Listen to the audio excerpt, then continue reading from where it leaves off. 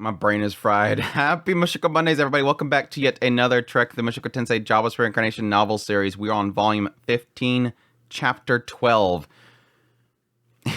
12 and 13 is just like overload. I don't even know where to start. Like, I was reading through it and I'm going, that's, I give up. Just continue reading. Just continue reading. So I don't know. Hopefully I'll make sense of a lot of this stuff as I'm actually reading through it and everything. But yeah, and then EX was really fantastic. I actually got really emotional with EX. I don't know if I'm going to get emotional on here. Sometimes I get emotional when I'm reading it the first time. Sometimes when I'm on here, I get emotional when I didn't there. So we'll see. But yeah, hopefully we can get through the rest of this. I thought that was like 15 chapters because I read something wrong, but apparently there's only 3 more chapters. We'll see if we can get through it all. Technically the EX is quite long, so we'll see how things go and if it all fit. Otherwise, like I said before, I'm not going to try to force it all into one Mushoku Monday and do that whole like it has to end in one Mushoku Monday before we go into the volume, but we'll see. But yeah, let's just jump into it so that we can get started. But yeah, as usual, thanks everybody for dropping by for the premiere. Hey chat, hope you guys are doing well. Happy Mushoku Monday. Additionally, greatly appreciate everybody's support monetarily, kind words, Patreon, tips, links, all that stuff. It just keeps us going. It keeps me fueled, and I really appreciate it. You guys are amazing. But yeah, let's get into chapter 12. The summons. The letter read, Dear Rudius Grey Rat, I hope this letter finds you recuperated and your mana regenerated. I want to discuss our next steps. I will be waiting for you in your cabin on the outskirts of Shiraya. Due to certain circumstances, it would be preferable for you to come alone. Orsted. So it was Orsted. When I read this, I was like, it's gonna be the man god. not the man god directly, but I was convinced in my head canon that the man god had Luke write a letter and send it to Rudius saying that it was Orsted, and Rudius is gonna get all worked up. He's all like dressed up and everything, and he marches over there and he's like, all right, gonna go see the Orsted, because he treats it like a job interview. And he's gonna open that door and Luke's gonna be there. I was just convinced that. And so when it finally had, like, he literally walks in there and it's literally Orsted, I'm like, oh, okay. It wasn't. I thought it was a cool idea. After reading it, Rudius had Aisha make him breakfast right away. He ate a solid meal before getting dressed in his finest. He checked with Aisha several times to make sure he looked okay. He then got Aqua Hartia and his future self diary before walking out of his house. Zenith happened to be in the yard playing with Bite, so he called out to her, saying that he'd return as he left. She vaguely waved her hand in response. It almost looked like a see you later gesture. Again, for some reason, it's like her and Bite. There's something about Bite. It goes back to like my initial theories of Bite. When Bite first showed up, it was like one of my theories was that there's like something in Zenith, like that's going to be her ability, is to bring things to life or to cause these reactions to create monsters. And so that's why it's one of her familiars. So of course she's going to be nice to it. Rudius hadn't said a word to Sylphie or the others, as he knew that they'd want to come along. The letter also said to come alone, and that's exactly what he was going to do. It's not like he was going off to battle this time. He couldn't say if he fully trusted Orsted, not yet anyways. But this letter had shown concern for his well-being, and that was why I was being like, question mark. Again, I'm sort of opening up the door to the idea of Orsted being a good person, like the idea that when Orsted like let Rudius go, part of it was because he's seen like his family and everything. His tone wasn't unfriendly. Also, Nanahoshi thought he was a decent guy, since he opposed the plan to fight him on an emotional level. At least he seemed more trustworthy than a man god. It's not a very high bar to set. That was what he wanted to believe. Rudius was still kind of nervous, though. He examined his appearance in every puddle in the road. He decided to work for Orsted. In other words, he was his new boss. When your boss called you, you had to look your best. He hoped that he'd smell all right. He took a bath. But after last night with Edis, he may have some lingering smell. He couldn't imagine Orsted firing him on the spot, but it would leave a bad impression. Orsted was the only person who stood a chance to find and defeat the man god. He'd make it happen someday, with the help of Rudius' descendants. Sucks to be the man god, but he was the one that betrayed Rudius first. He wasn't about to sympathize with the guy who killed Roxy and Sylphie to protect himself. I wish you'd thought of that before. We're gonna go back to that whole thing. I'm not gonna go back to that whole thing. Rudius was Orsted's pet dog now, and he'd wag his tail for him while baring fangs at his enemy. That was the only way to protect his family. Confirming his resolve, he hurried to the outskirts of the city with confident steps. Arriving at the cabin, it seemed different somehow. It was hard to explain it, but something strange about the air around it. If it was a manga, there would be some menacing aura scribbled around it. It was obvious that Orsted was already waiting inside. Taking a few breaths, he knocked on the door. It's Rudius Grey Rat, sir. I'm here as requested. Ah, that didn't take long. He knew that he was there, But Rudius trembled a little at his voice. Yeah, that's going to be something that's going to be difficult to get over. Despite the fact that you're supposed to be partnered and everything, still going to be difficult to get over it. There was definitely a part of him that was still terrified. Do I have your leave to enter? Why are you asking me for permission? Aren't you the owner of this cabin? Yes, sir. Coming in, sir. It's like it's his office. He's treating it like it's his office. It's like it's Rudius's cabin, but he's treating it like it's Orsted's office. Like, well, he's my boss now, so he'll. Oh, did you want my cabin? Yes, sir. Have my cabin. Opening the door and stepping in, he found Orsted in one chair, glaring sharply at him. Well, maybe he wasn't glaring. His face was scary by default. Rudius crisply walked over to the chair and crossed from Orsted and stood at attention. Orsted glared up at him with a slightly suspicious expression. I half expected you to come here with all of your friends in tow, but I see there's only 2 of you. Yes, sir. I came up. Wait, 2 of us? Miss Grey Rat, you may enter as well. The door swung open loudly, and Edis was standing just outside. Her sword was already dangling from her hand, and murder in her eyes. You knew Edis wasn't going to let him get out of there.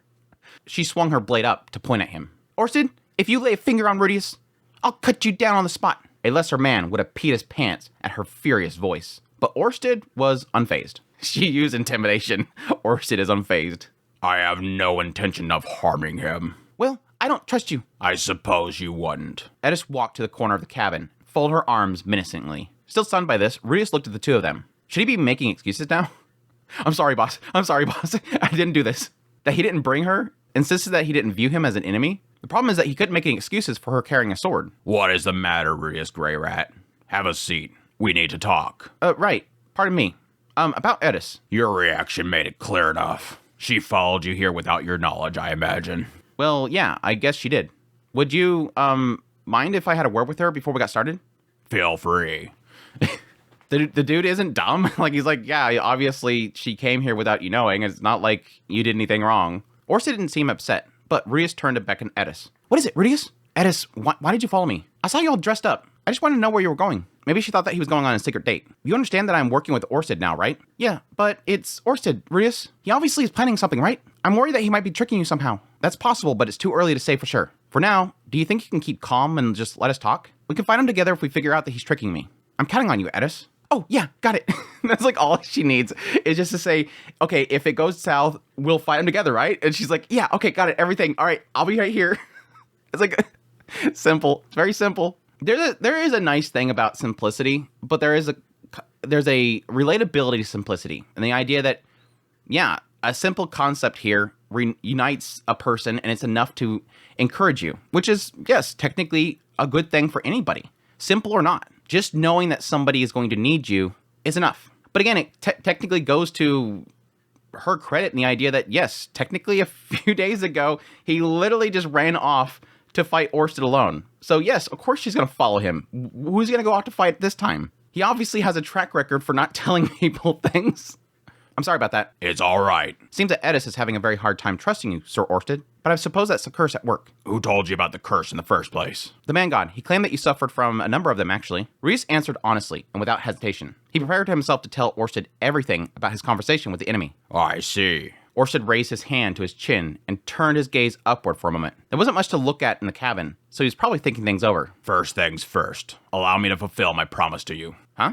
Why do you look so surprised? I'm not like your former master. I keep my word. I'm speaking of my method to protect your family from the man god. Ruiz had forgotten about that. He hadn't thought about it as a promise, but like a contract, like selling your soul to the devil. But contracts were basically a bunch of promises. Are you sure? I haven't actually done anything on your behalf yet. Yes, but I imagine you wouldn't be able to focus on your task if you're constantly worrying about your family's safety. Well, yes, that's true enough. He was sure being considerate. Rudius hadn't expected such a friendly treatment right off the bat. More stern orders. The man had a scary face, but he was like a good boss. Rudius could understand why Edis was still glaring at him so fiercely. In any case, what's the specific method you had in mind to protect them? It's nothing too complex. You only need to summon a guardian beast with a strong destiny in order to keep them safe. That was weird. The moment I read that, that was weird. Because my one theory I had late in the game was I assumed that was going to be a case of him telling him to go to a certain location. And my theory at the time that just randomly popped in my head was Mills Continent. There's a possibility that the Mills Continent had something there, the land itself, or some sort of protection. Maybe it's a barrier that Millis had created, possibly actually works against the man god.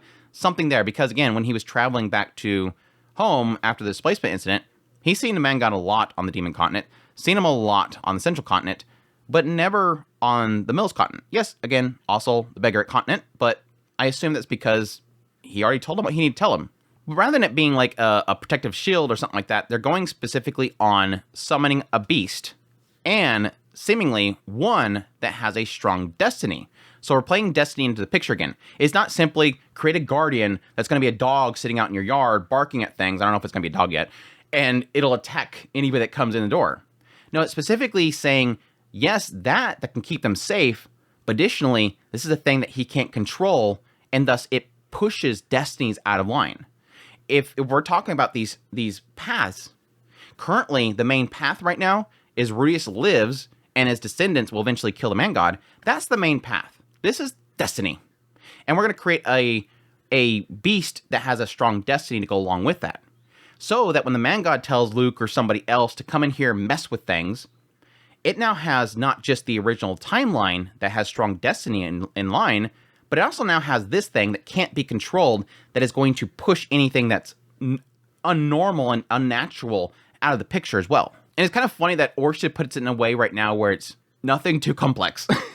we're just going to throw this other thing in there. It's not complex. It's just a dog.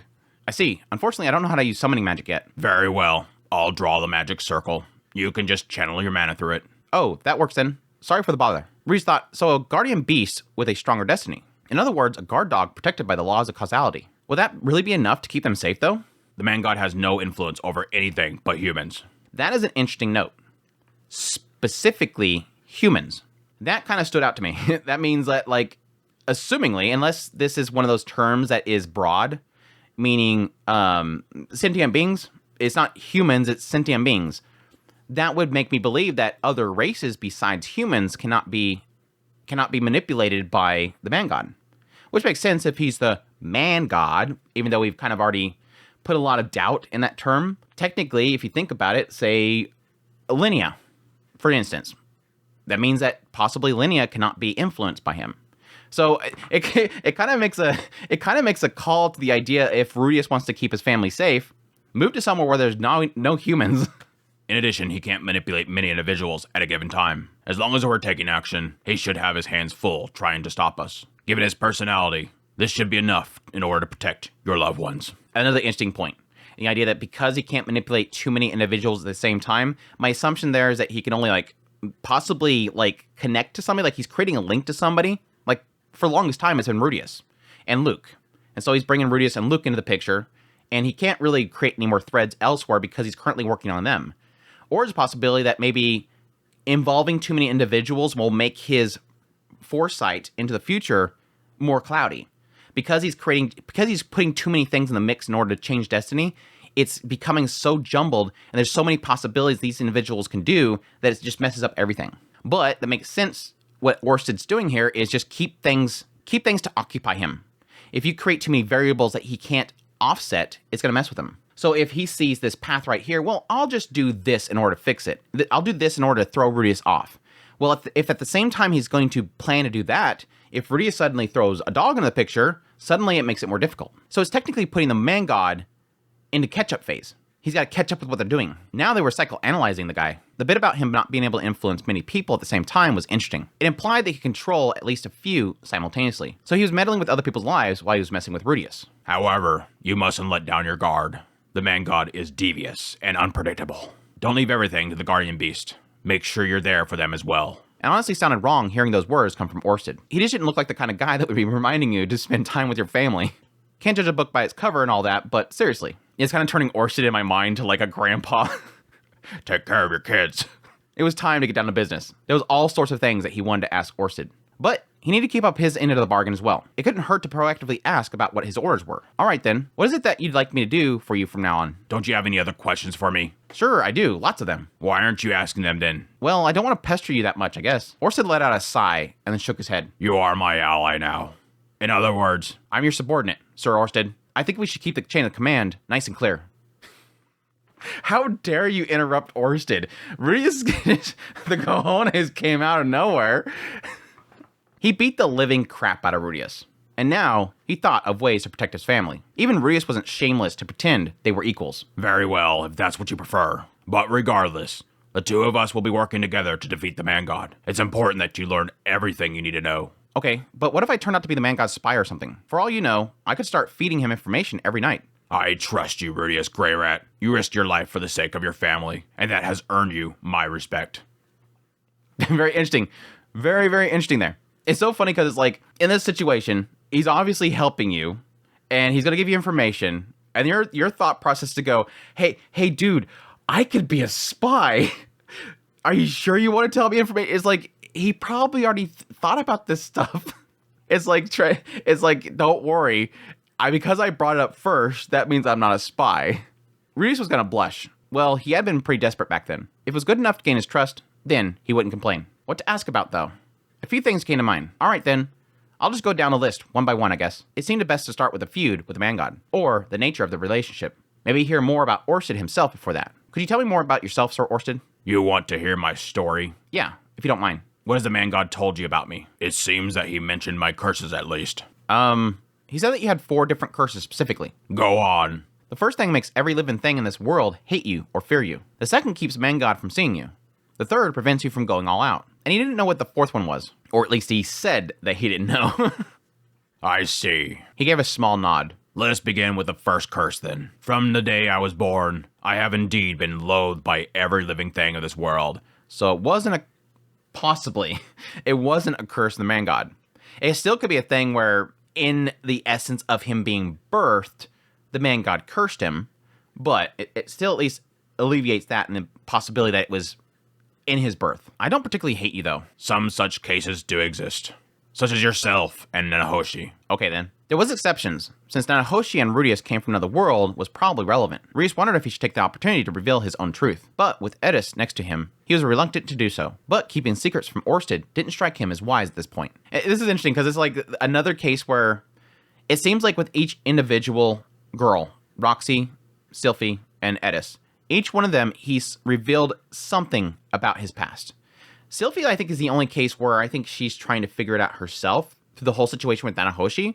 But at least with Roxy, he has hinted at a previous life, and she picked up on it. Here with Edis, he's literally going to reveal that he is a reincarnate. I wasn't trying to hide this from you or anything, but I was originally from the world that Nanahoshi came from.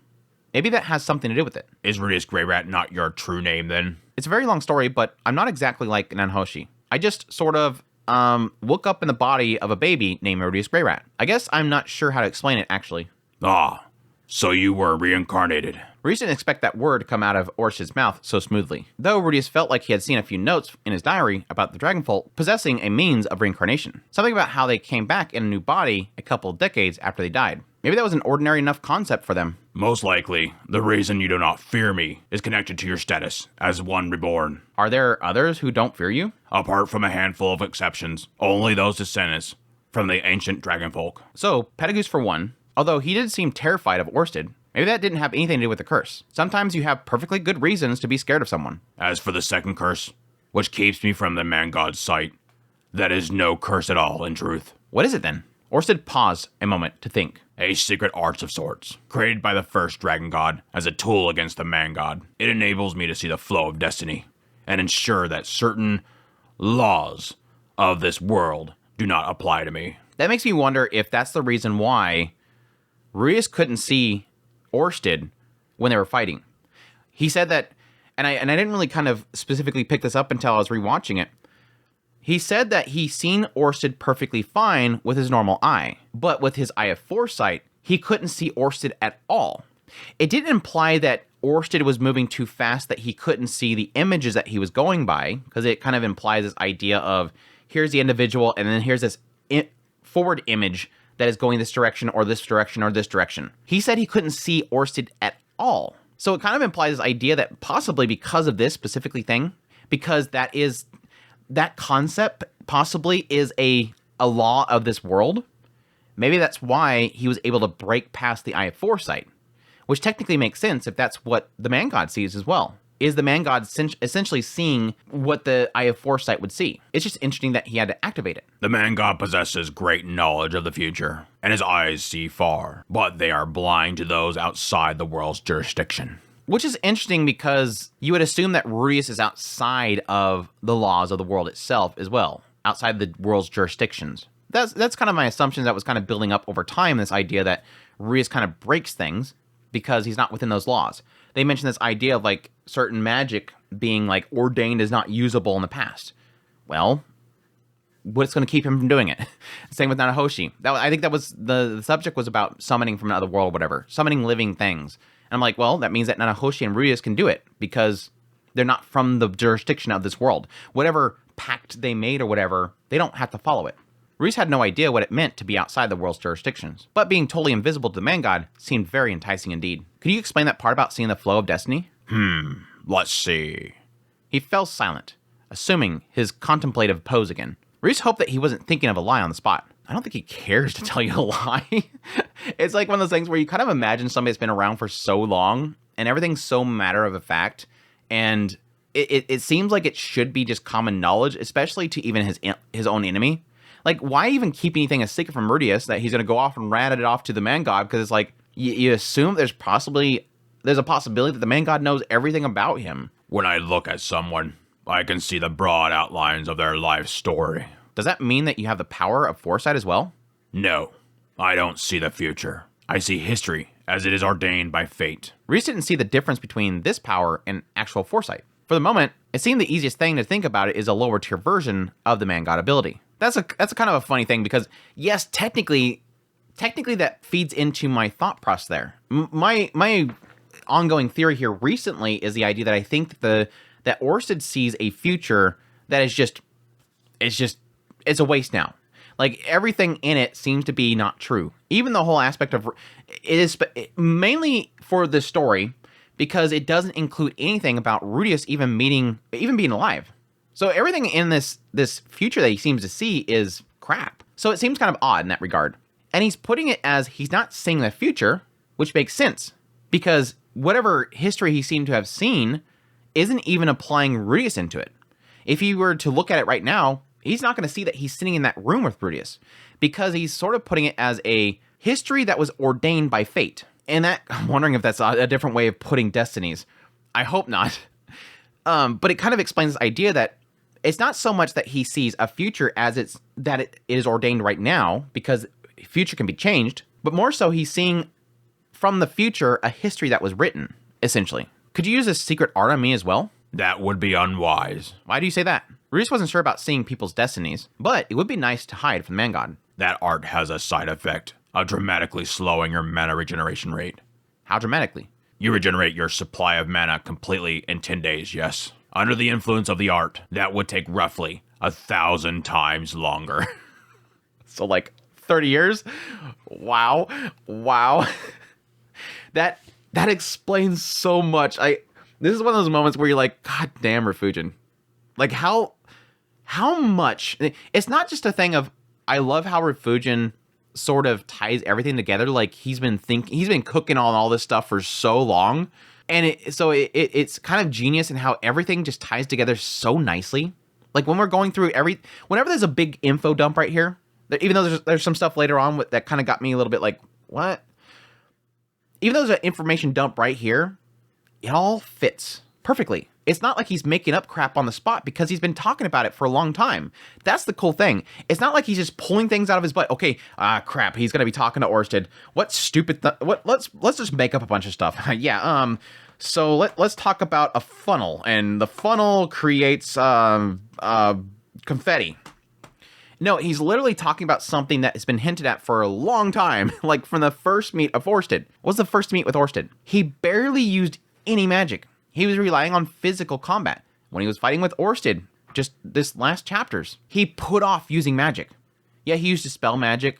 He hardened the ground, but he was keeping to physical combat. He ran to Rudius. He probably could have easily nuked where Rudius came from. Like, okay, nuke came at me, nuke over there. No, Orsted's going out of his way not to use magic. This is why. It takes too damn long to get his mana back. And it explained what the sword god said. The sword god told Edis he puts off using magic. It's like almost like he never uses magic. It's like a last resort. This is why. It takes too long to recuperate it. It's so cool.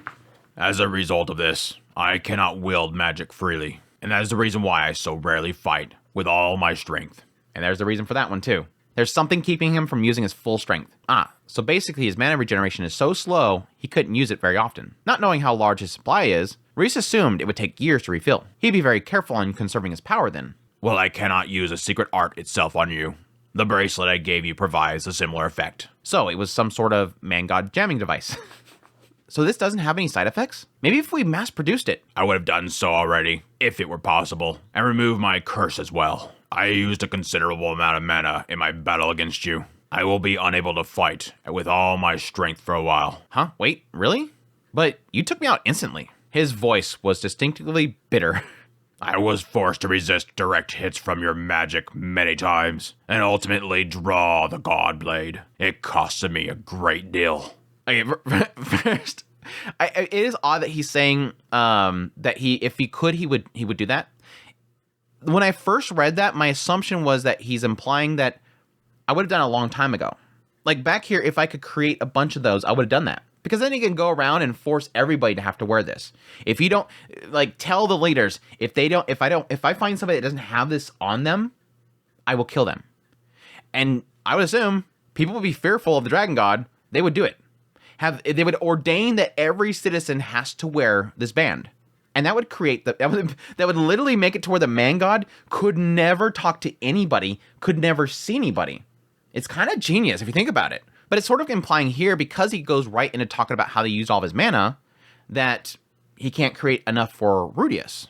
And thus, yes, technically he can just have all of his family members wear these bands. So I don't know. It's curious how that's kind of laid out there. But yes, finally revealing that, yeah, Rudius put him through the ringer. Not that he beat him, but made him use a lot of his mana and ultimately draw the God Blade.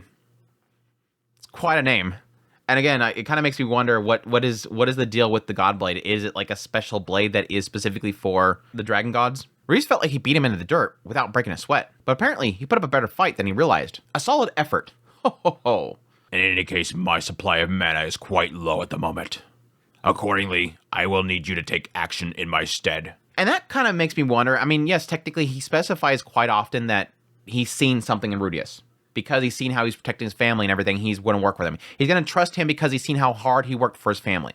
But there is a side of me that kind of goes back to against my statements before in the idea of him specifically trembling. His voice was trembling. I wonder if the part of that was him going, right now I am drained. And it's going to take me a long time to get my mana back. I'm probably going to need him. Specifically, I need him.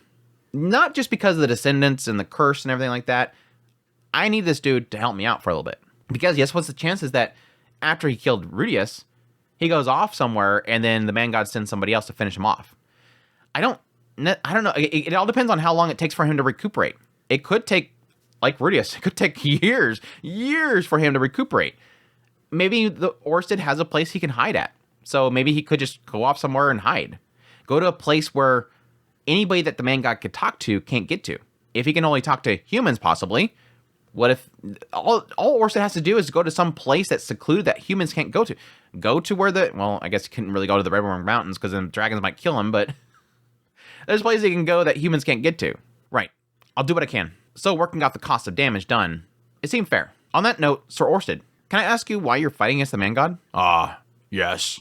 There is that. Orsted gazed to one side. Tone, somewhat reluctant. Reese noticed a lot of these thoughtful pauses. Was the man lying after all? He didn't want to think so. Especially after saying he trusted him. But then again, it would be odd if Orsted trusted him completely at this point. There was a chance he was feeding some simple falsehoods for now, reserving his final judgment until Rudius proved himself reliable. The man god caused my father's death. Oh? Revenge, huh? Classic motive. It was the same thing that motivated Rudius' future self to kill the man god. It would be easy to scoff at such desires, since no one he loved was taken yet. But the diary made it clear that Rudius wound up living for revenge in that timeline. So it's like, I technically did.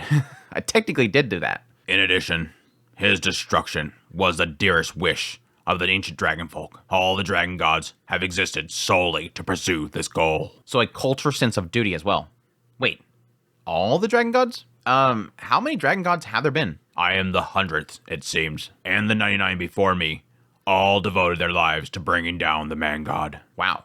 Okay. However, Only a dragon god of great strength and pure blood truly stands a chance to succeed in this task. Orsted's sharp, shining eyes fixed themselves on Rudius. After a moment, he continued in a calm and steady voice. It was for that reason that my father, first of the dragon gods, reincarnated me into the future. Going back and forth and up and down and left and right, I can't keep a sense of any of it.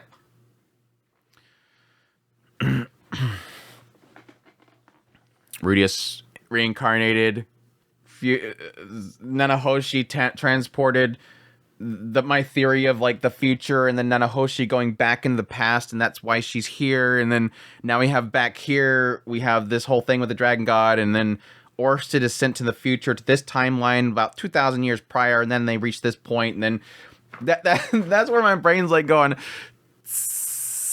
like, yeah, I gotta attach all this stuff, and then I have my ongoing theories of like Laplace and everything suddenly getting screwed up, and this just sucks.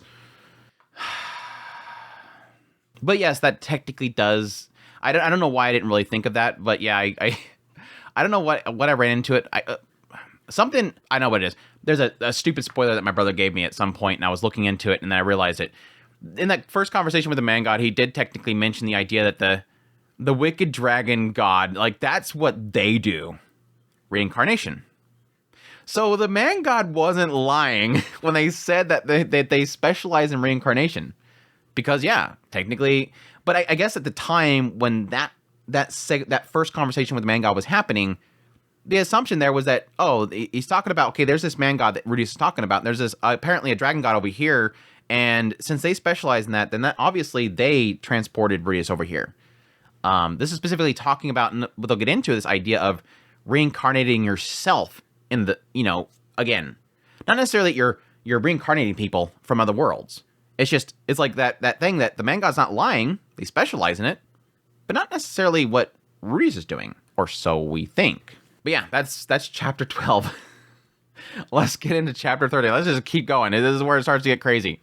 Chapter 13, explanations. Hopefully. I hate it because it's another one of those moments where it gets juicy, and then suddenly Rudius goes, I'm tired. I want to stop now. And I was like, damn it, Rudius, keep going. Rudius reviewed all the information he had. Orsted was a member of the ancient dragonfolk race, brought to this era from the distant past by a special method of reincarnation. There was two other unusual things about him. He was cursed, and he was under the influence of a secret art. For the curse made anyone in the world despise him. The secret art caused his mana to regenerate slowly, but hid him from the man god's eyes. Why did he come from the past? Curse and all. It started when the man god murdered the very first dragon god. He not only technically, he specifically said, caused my father's death. And yeah, technically you can technically give the term murder to the idea of causing a death, but it kind of more implies this idea of murdered. Sometimes whenever I hear murdered, it kind of implies almost specifically like somebody took a knife and directly put it into a person's back. Whereas cause could be you put things into play that causes the death of them. And it sometimes can be unintentional. Not to say that that's what the man god did, that the man god unintentionally killed the dragon god, but it leaves the door open, whereas the word murdered makes it seem so specifically that was the intention. So no, I'm keeping a mind open, I guess, a little bit there. All dragon gods who had followed lived only to pursue revenge. Destroying him was the goal shared by the entire dragonfolk race. As a son of the first dragon god, Orsted traveled to the future to realize that dream. Now, there's two things here. There's two things here specifically when it comes to the idea of sending Orsted to the future that's going through my mind right here. One is the idea of why the future? Question mark. Why would this first dragon god go, okay, Orsted, sending you to the future. Why specifically that timeline? 2,000 years technically before Rudius even shows up, but I mean, it could lead itself to the idea of everything that unfolds during that period of time, which we have pretty much essentially at the waking end of the Great Human Demon War. And yes, technically it could be a possibility that this dragon god, foreseeing that Rudius would be there, or Nanahoshi would be there, that could work with them.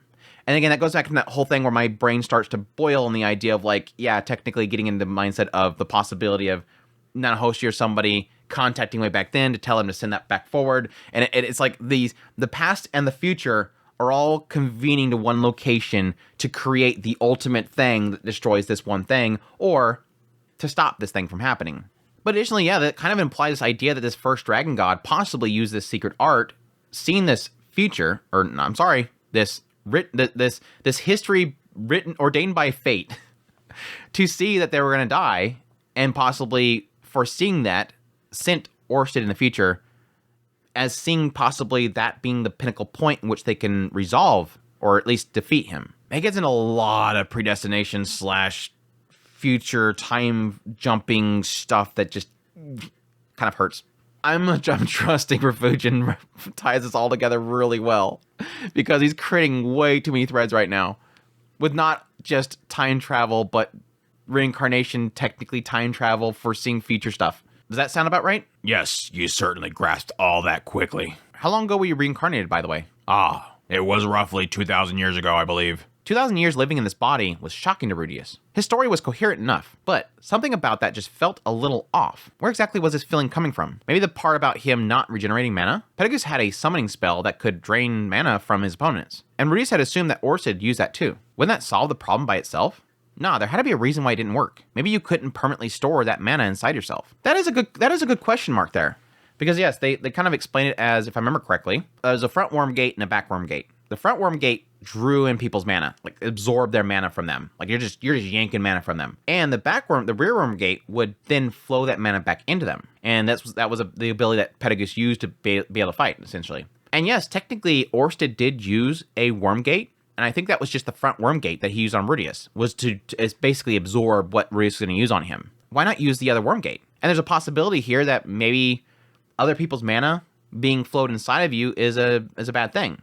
I mean, yes, they technically have played into the idea of using mana flowing into somebody as a way to heal them, but what if the idea of like consuming a lot of somebody else's mana might create like a disturbance in your own mana? Or maybe it goes into the whole thing of the mana sickness and stuff that Nanahoshi was going through. That, again, somebody else's mana within you can cause problems. What about Orsted's hatred of the man god? The fact that he killed his father was a solid explanation, but somehow his animosity felt too intense for that to be the only cause. Rudius didn't get a sense that Orsted was obsessed with his father's memory. Orsted, I get a sense that you have a strong personal hatred for the man god. Is there a reason for why you haven't mentioned that yet? Who wouldn't despise that vicious piece of filth? Fair enough. Do you have a reason? He's a piece of filth. I think it's just understanding everything. Like, yeah, technically what Rudius kind of points out here, over 2,000 years, the man god probably had all sorts of horrific things done against him by the man god. Even if he couldn't talk to Orsted directly, he could still send messages through others. Maybe Orsted's current condition has something to do with the conflict between his father and the man god. Still, Rudius felt like he knew enough about Orsted's background. He definitely had something motivating him to fight the man god. That made Orsted the enemy of Rudius' enemy. During our battle earlier, you mentioned I possessed something called Laplace Aspect. Could you explain what that is? How much do you know about Laplace? Well, I know he caused the Great War 400 years ago, in which humankind was almost defeated. People say he had an immense amount of mana, but was incapable of using a battle aura. Although he was very powerful, Lord Pedagus eventually sealed him away with the help of his two companions. Oh yeah, and he betrayed the Superb. Is that all? Oh right. I did hear that he was supposedly going to be resurrected soon. Did you know that this resurrection will be accomplished by the means of the Dragonfolk's reincarnation technique? No, I think that's news to me. Oh wait, the man god may have mentioned that actually? Reese's memory was fuzzy at this point, but it seemed like reincarnation was coming up a lot in this conversation. A little later, I'll want to hear everything that creature discussed with you, or tried to make you believe. Sure. For now, however, let's discuss Laplace. Here we go. This was... Okay, yeah, okay. Some things sort of connecting with things I've theorized, but no, what are we doing now? What is this about? Ugh. Rudius could feel Edis radiating irritation at the mention of his name. When I read this, I completely forgot about Resurd. Or, I mean, yes, technically he said the Superbs, but yeah, technically Edis, and it's been a long time since we had the journey of Edis, Resurd, and Rudius.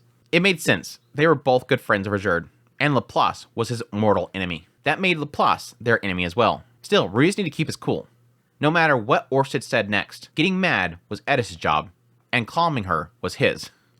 I can say calm because I can let her get angry.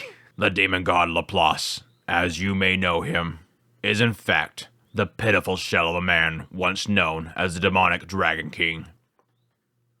So he wasn't a demon, he was a Dragon King? The demonic Dragon King? Indeed, he was once one of the ancient dragon folk. Reese was shocked. Wasn't he the demon god? That means that he was a demon, right? The demonic Dragon King Laplace was amongst the first generation of the 5 dragon generals. And he was one of the 5 dragon generals that took down the dragon god. Son of a...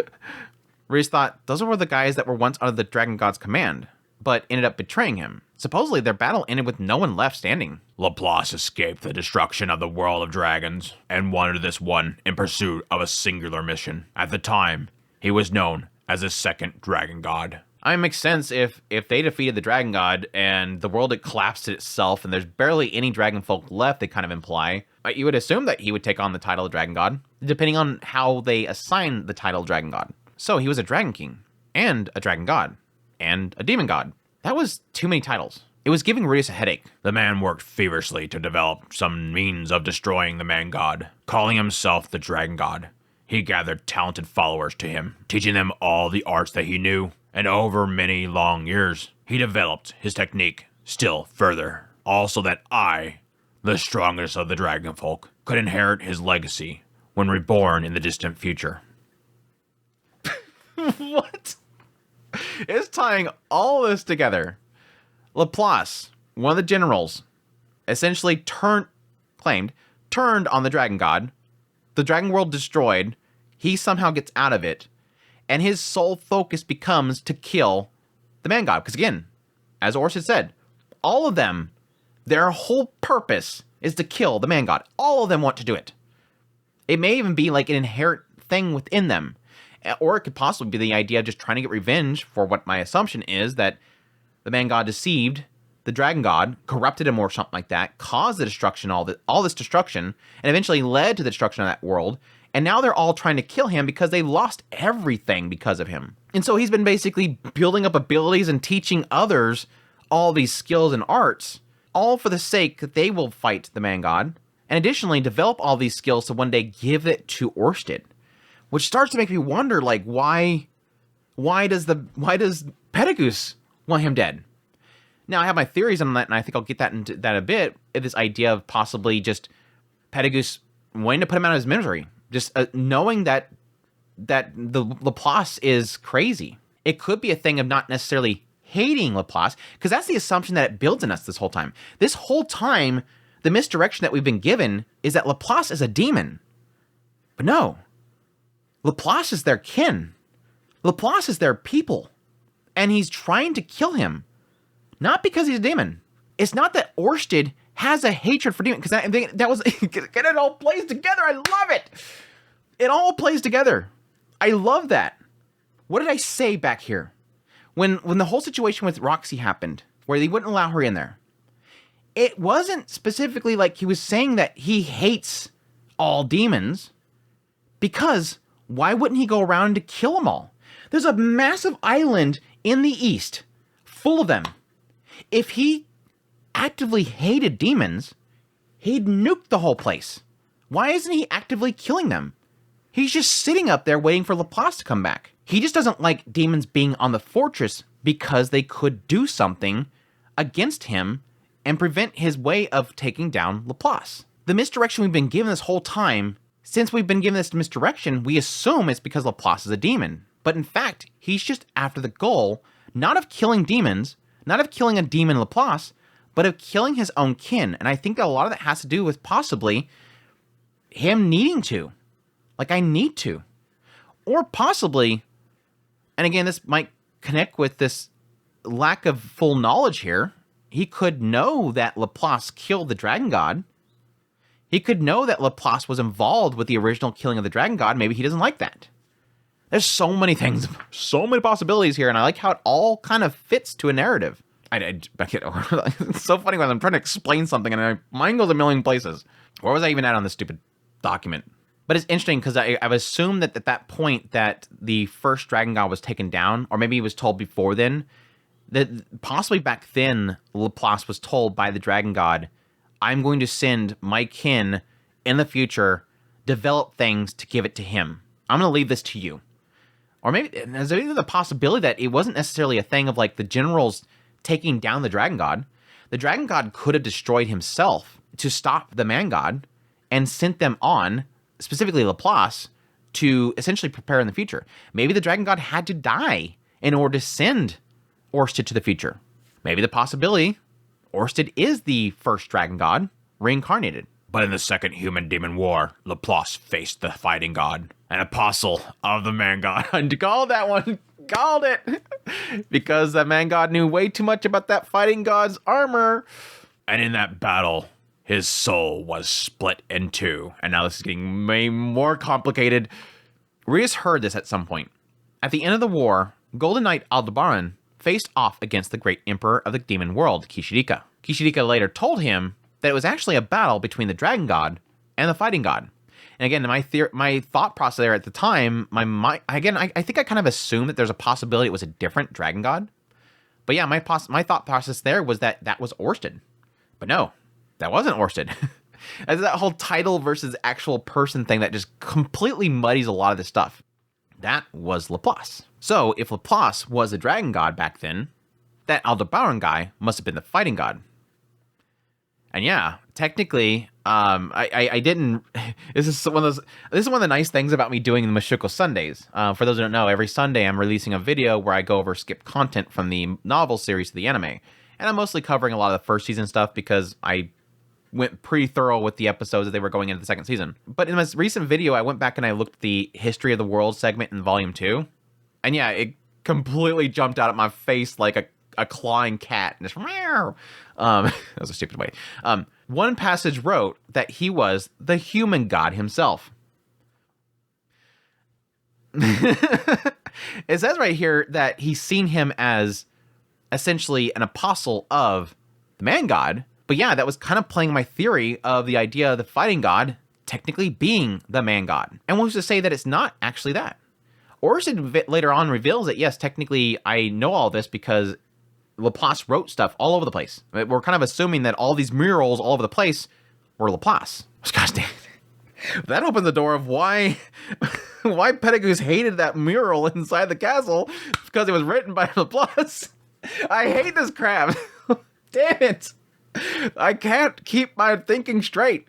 Where was I at? What am I talking about? I hate this. I keep jumping all over the place. But yeah, my thought process was that the fighting god is the man god. But yes, right here he's saying that no, Laplace technically would have wrote that the fighting god was an apostle of the man god. Which, yes, ties into the whole thing about the armor that the man god seems to know too much about, and the fighting god technically having that and all that kind of stuff. Anyways, I don't know where I was going with that. Again, there's too many things. So Laplace was fighting on the side of the dragonkind. Thus, divided, Laplace lost his memories. One half of him became the demon god, who loathed humanity beyond all reason, and the other became the technique god, who sought the strength to destroy the gods. And that makes perfect sense. So the demon god and the technique god made an appearance. They were the top-ranked members of the 7 great powers. Now here's interesting, because yes, if he's saying specifically right here, he sought the strength to destroy gods. Is that the reason why he made the 7 great powers? Is because he just wanted to keep an eye on them? That's a really weird thing. Here's one of those troubling things about essentially trying to fully understand a lot of this stuff. Because again, I think the titles make things very vague, and I think it's for a purpose. I think Refugian likes to create these titles and stuff to create a confusion. Like, somebody's walking down the street, and they're like, oh, it's the fighting god. Your assumption is that, okay, he's not like a god like we see it, like an actual deity, like this greater being that creates and destroys objects from some other place that people pray to. They just assume that it's because they reached an insane level of power. Not that they're an actual immortal, never dying, always being, beginning, end, first, last kind of god. But it sort of is trying to put it in that way. It sort of is putting it in that way. If the technique god created the 7 great powers, the assumption is that, yeah, legit, if they wanted the strength to destroy gods, it could have been they created that list in order for them to keep getting stronger. Let's compete, get stronger. Let's compete, get stronger. Let's get stronger. So that one day they can all kill the man god. Or is it just because of that split? And this is the assumption, this is what it's kind of laying it out as. You have Laplace. Laplace is standing here. I hate the man god. Now they split. I hate the man god. I hate the man god. I hate man. I hate gods. I hate it kind of splits it. And you could even go even further in the idea that it's not necessarily I hate man, I hate human. And over here it is I want the strength to defeat the man god. So hatred, strength. Man, gods. Yeah, it's interesting. It's very interesting. It's very interesting. That was technically something that I did not pick up the first time I read it. That yes, technically the split makes sense. If it is a hatred for the man god, they split to kind of separate those things. And again, that could be possibly why Pedagogus wants to stop him so much. He wants to take down Laplace because he knows that this guy here was split at some point, and he's of the Dragonkin, and I have to put a stop to him because he's not normal. He's been warped by this splitting. Huh? Wait, so the technique god is also Laplace? Indeed. That was a hell of a revelation. Was it really okay for Orsted to tell me about this? It was too much information at once. Orsted was the son of the first dragon god, but Laplace was also the second dragon god? Yeah, this is one of those moments where Rhea seems to be getting a lot of information. You know that sometime later he's just gonna slip it out to somebody. Like the whole thing with the curse and Superge and the spears and Cliff, where he's like, yeah, you know how Laplace put their curse in a spear? What? He did? Rudius fought to make sense of it. First, the original dragon god sent Orsted to the future to kill a man god. Laplace was one of the 5 dragon generals at this point, but he was loyal to the dragon god, or rejoined him after realizing the man god was up to no good. That makes sense right there. Was the possibility the first dragon god was corrupted or messed with by the man god, and so everybody turned on that dragon god. The 5 generals turned on him. Then at some point, Laplace realized, oh, you're being manipulated by the man god. Again, led to his death. Not murdered, caused his death. And maybe Laplace seen that. Oh, this is the man god. This is the man god's doing. And just in his dying breath, he gave him the mission. Go forth and train so you can give that skill, that ability to my son. And that's when he leaves the dragon world and goes on this mission. That's what Reese is saying here. He rejoined him after realizing the man god was up to no good. God, this is as bad as Nanahoshi's chapter of her crazy theories. Nanahoshi's hypothesis chapter burned me, and this is doing it again. He survived the dragon god's death and the destruction of his world, fleeing to this one. Once here, Laplace started wandering the world, teaching generations of dragon gods his secrets and honing his technique so that Laplace could pick them up someday in the future.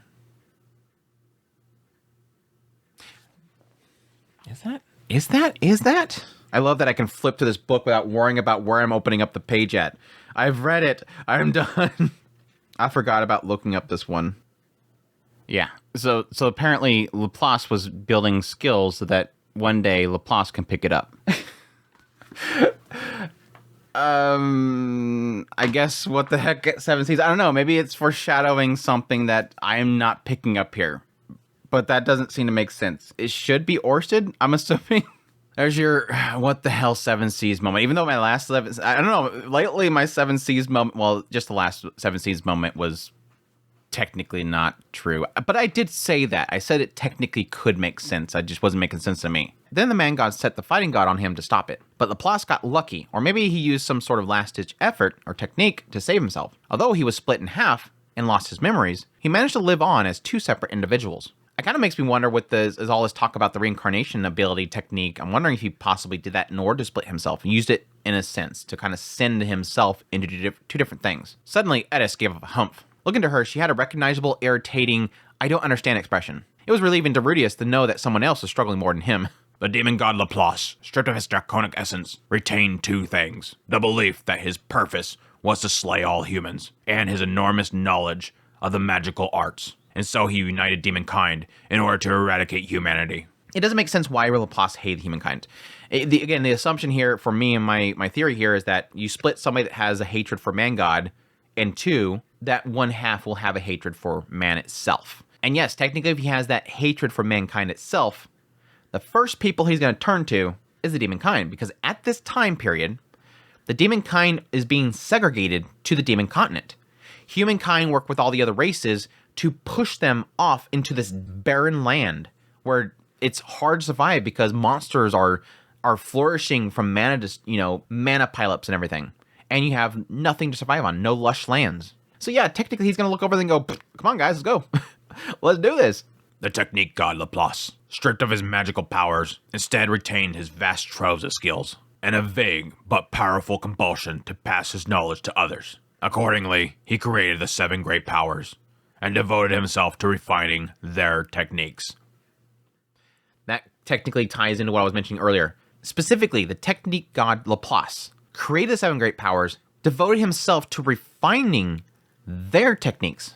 He literally is devoting himself to helping them. That's why he creates a list. He's like, okay, here's all these strong people. I'll be focused on helping them out. Better go find this one. Gotta help the death god figure out how to make a Karage because his Karage sucks. Apparently he failed that miserably. He got taken down like Laplace, so he couldn't. Or unless it was a different death god. It could be a different death god. Reese, remember this, but the second human-demon war was like 5,000 years ago. How do you know all this, Sir Orsted? By the time you were reincarnated 2,000 years ago, the second human-demon war had been over for a very long time. Laplace had already lost his memories, right? Who could have possibly told you his story? I discovered Laplace's personal writing in an ancient dragonfolk ruin. Oh, I see. He kept good records before he lost his memories. Or did he know that was coming? Too bad his current selves never stumbled upon them. Which makes you wonder, where's the technique god? Now, they technically said that the technique god apparently disappeared after creating the 7 great powers. Like, he just kind of disappeared. And we know that Laplace is destroyed or sealed away. Again, my assumption there is based on what they're going to talk about in a minute, that not so much that they were sealed away, but they reincarnated themselves forward. And that's what Pedagogus is waiting for that moment that he gets reincarnated, which we'll get into in a minute with the whole thing with, yeah, that whole thing.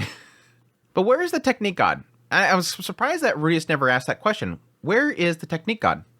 Where is the technique god Laplace? There's a side of me that almost kind of wonders if somehow the technique god Laplace is somehow tied in with Orsted. Could have done the reincarnation as well. Could be Pedagogus. It does make you think with the obsession with learning abilities and stuff like that, that's somehow tied in with Orsted. So maybe there's an aspect of the technique god Laplace that is somehow fused into Orsted. The Laplace aspect, technique aspect, which yes, this all makes me kind of want to go back and look at all the mural stuff they talked about before and tie that in with Laplace, because now it suddenly makes perfect sense that Laplace himself wrote all this. Now, part of it could be that Laplace himself wrote their memories into them, and that's why Orsted knows so much about Laplace's life. But it also could be a thing where Laplace knew some information that was given to him by the first dragon god, assuming that eventually they were going to get split. There's a side of me that believes that Laplace knew one day I'm going to get split in half. One side's going to go crazy, and one side's going to continue to consume this stuff. So I got to leave this information here. I got to leave this information here for the future. And again, could have put something into play to have Pedagogus take them down. Pedagogus could be trying to kill Laplace for the sole sake of trying to fulfill his wish. This is the kind of stuff that makes me have to go back and actually recap a lot of this information, not for the sake of I'm trying to find something there that's not revealed already, but more so trying to tie it all together to make it make sense. Now then, shall we return to the matter of your abundant supply of mana? Please do. The first dragon god created something known as reincarnation art. It was a means of sending your soul into the future and taking over the body of another being as a form of rebirth. That phrasing felt a little disturbing. However, the body and the soul are normally all but indivisible. A foreign soul would be rejected by the body instantly, causing the art to fail. It was for this reason that the first dragon god injected elements of himself into a number of individuals. The children of those people inherit these aspects of him, and were altered very slightly by them. His plan was to produce an ideal vessel for his soul, even if it took hundreds or thousands of years of slow and steady changes. There's so much in there. So much in there. It's crazy. Yeah, the idea here is what he's saying, this is the art they use. And again, this is implied by a lot of the discussion with Pedagogus and this idea of, the generals and all that kind of stuff, and waiting for that one to reincarnate is a possibility of them just taking time to reincarnate themselves, finding a vessel they can pop into. Now here it's implying the idea that this is something where there's two ways that I'm reading this. One is that the original dragon god, being as complicated as he was, had to inject himself into multiple beings, or hoping for the moment that there would be an actual vessel they can come into, which makes me believe that there's a possibility that certain things, like the dragon god's hatred for the man god, could have been injected into all of these dragonkin, and that's why they're all driven to take down the man god, is because this aspect of them has been given over. The reincarnation itself occurs when the body perfectly suited for your soul is conceived. And that would explain why it's taken so long for this other general to appear. You then take the place of the soul that would have otherwise have been born, and emerge a newborn infant. A number of the dragon folk have come to this era by means of this very technique. Petagus is amongst them, although he remembers nothing of his last life, as he left it while still a child. And yeah, that kind of makes me wonder that when the original dragon world was destroyed, there's a possibility that all of them did this.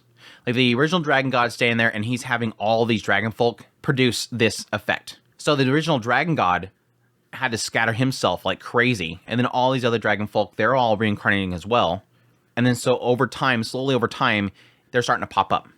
And yeah, technically Petagus might have been one of those ones where he's like still an infant and was reincarnated at that point, so he doesn't remember anything of this old world. It kind of implies that the only individual, there could have been some that kind of escaped from the dragon world, because it kind of mentions that even in the history that they were scarce and they were scattered. Maybe why it's being wrote that way is because they're slowly over time reincarnated. Again, sorry, I'm all over the place. I'm all over the place. Editing this is going to be a pain in the butt because I'm trying to keep it in a slow and steady thought process. So reincarnation involves stealing the body of a baby, overriding its soul. As Rudius stared at his own hands, he wondered if that meant that he stole the life from the real Rudius.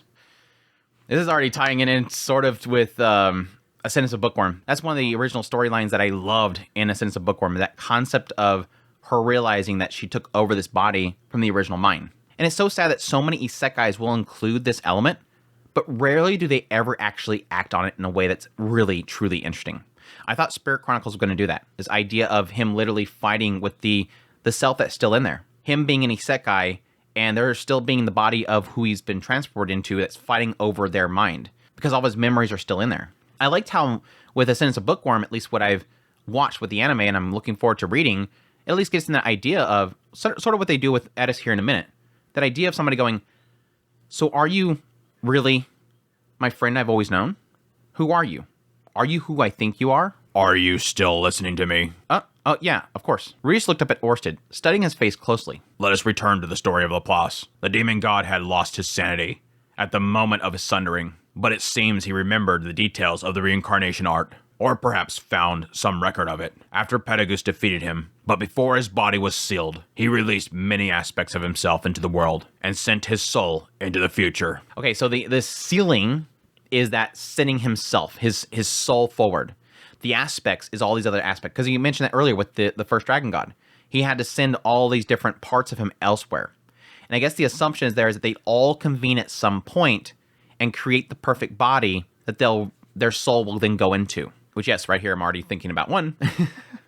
In the present day, individuals who bear the aspects and share certain traits with him are appearing in increased numbers. Some possess large supplies of mana and great proficiencies in magic. Others are born with green hair, or even possessing demon eyes. Reese connected those criteria. Green hair, lots of mana, knack for magic, minus the demon eye. Does that mean Sylphie has that aspect? Yes, Sylphiette is one of those I was referring to, although her hair seems to have turned white now, for some reason. But she's not actually the reincarnation of Laplace, right? Of course not. He could not possibly be reborn as a woman. That was a bit of relief to hear. But, thinking about it, that was a likelier candidate than Sylphie. It's funny because when I first read this, I immediately thought of Regerd, and I'm like, no, because Regerd was technically around the point in which Laplace was taken down. So that can't make sense. So yes, the obvious other candidate that he's thinking of here is himself. He's obviously thinking of himself. Am I the reincarnation? But no, yeah, the obvious conclusion here, and I'm not sure if there's something else added to in here in a minute, but yeah, the obvious conclusion here is, okay, this makes everything make sense. So, at some point, a dragonfolk created a archway. This archway is in the Petagus' floating fortress. This archway, for some reason, marks people as they walk through it. What is that mark? Finally have our answer here. That mark is somebody that contains the aspect of Laplace.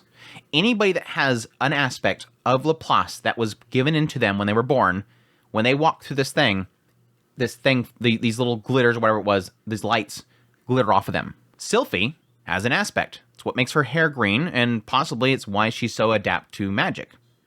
Rudius glitters because he has this massive mana pool from Laplace. When they went to Pedagoose, and they whisper in his ear, yeah, both of them glittered. Both of them are glittering like vampires from Twilight.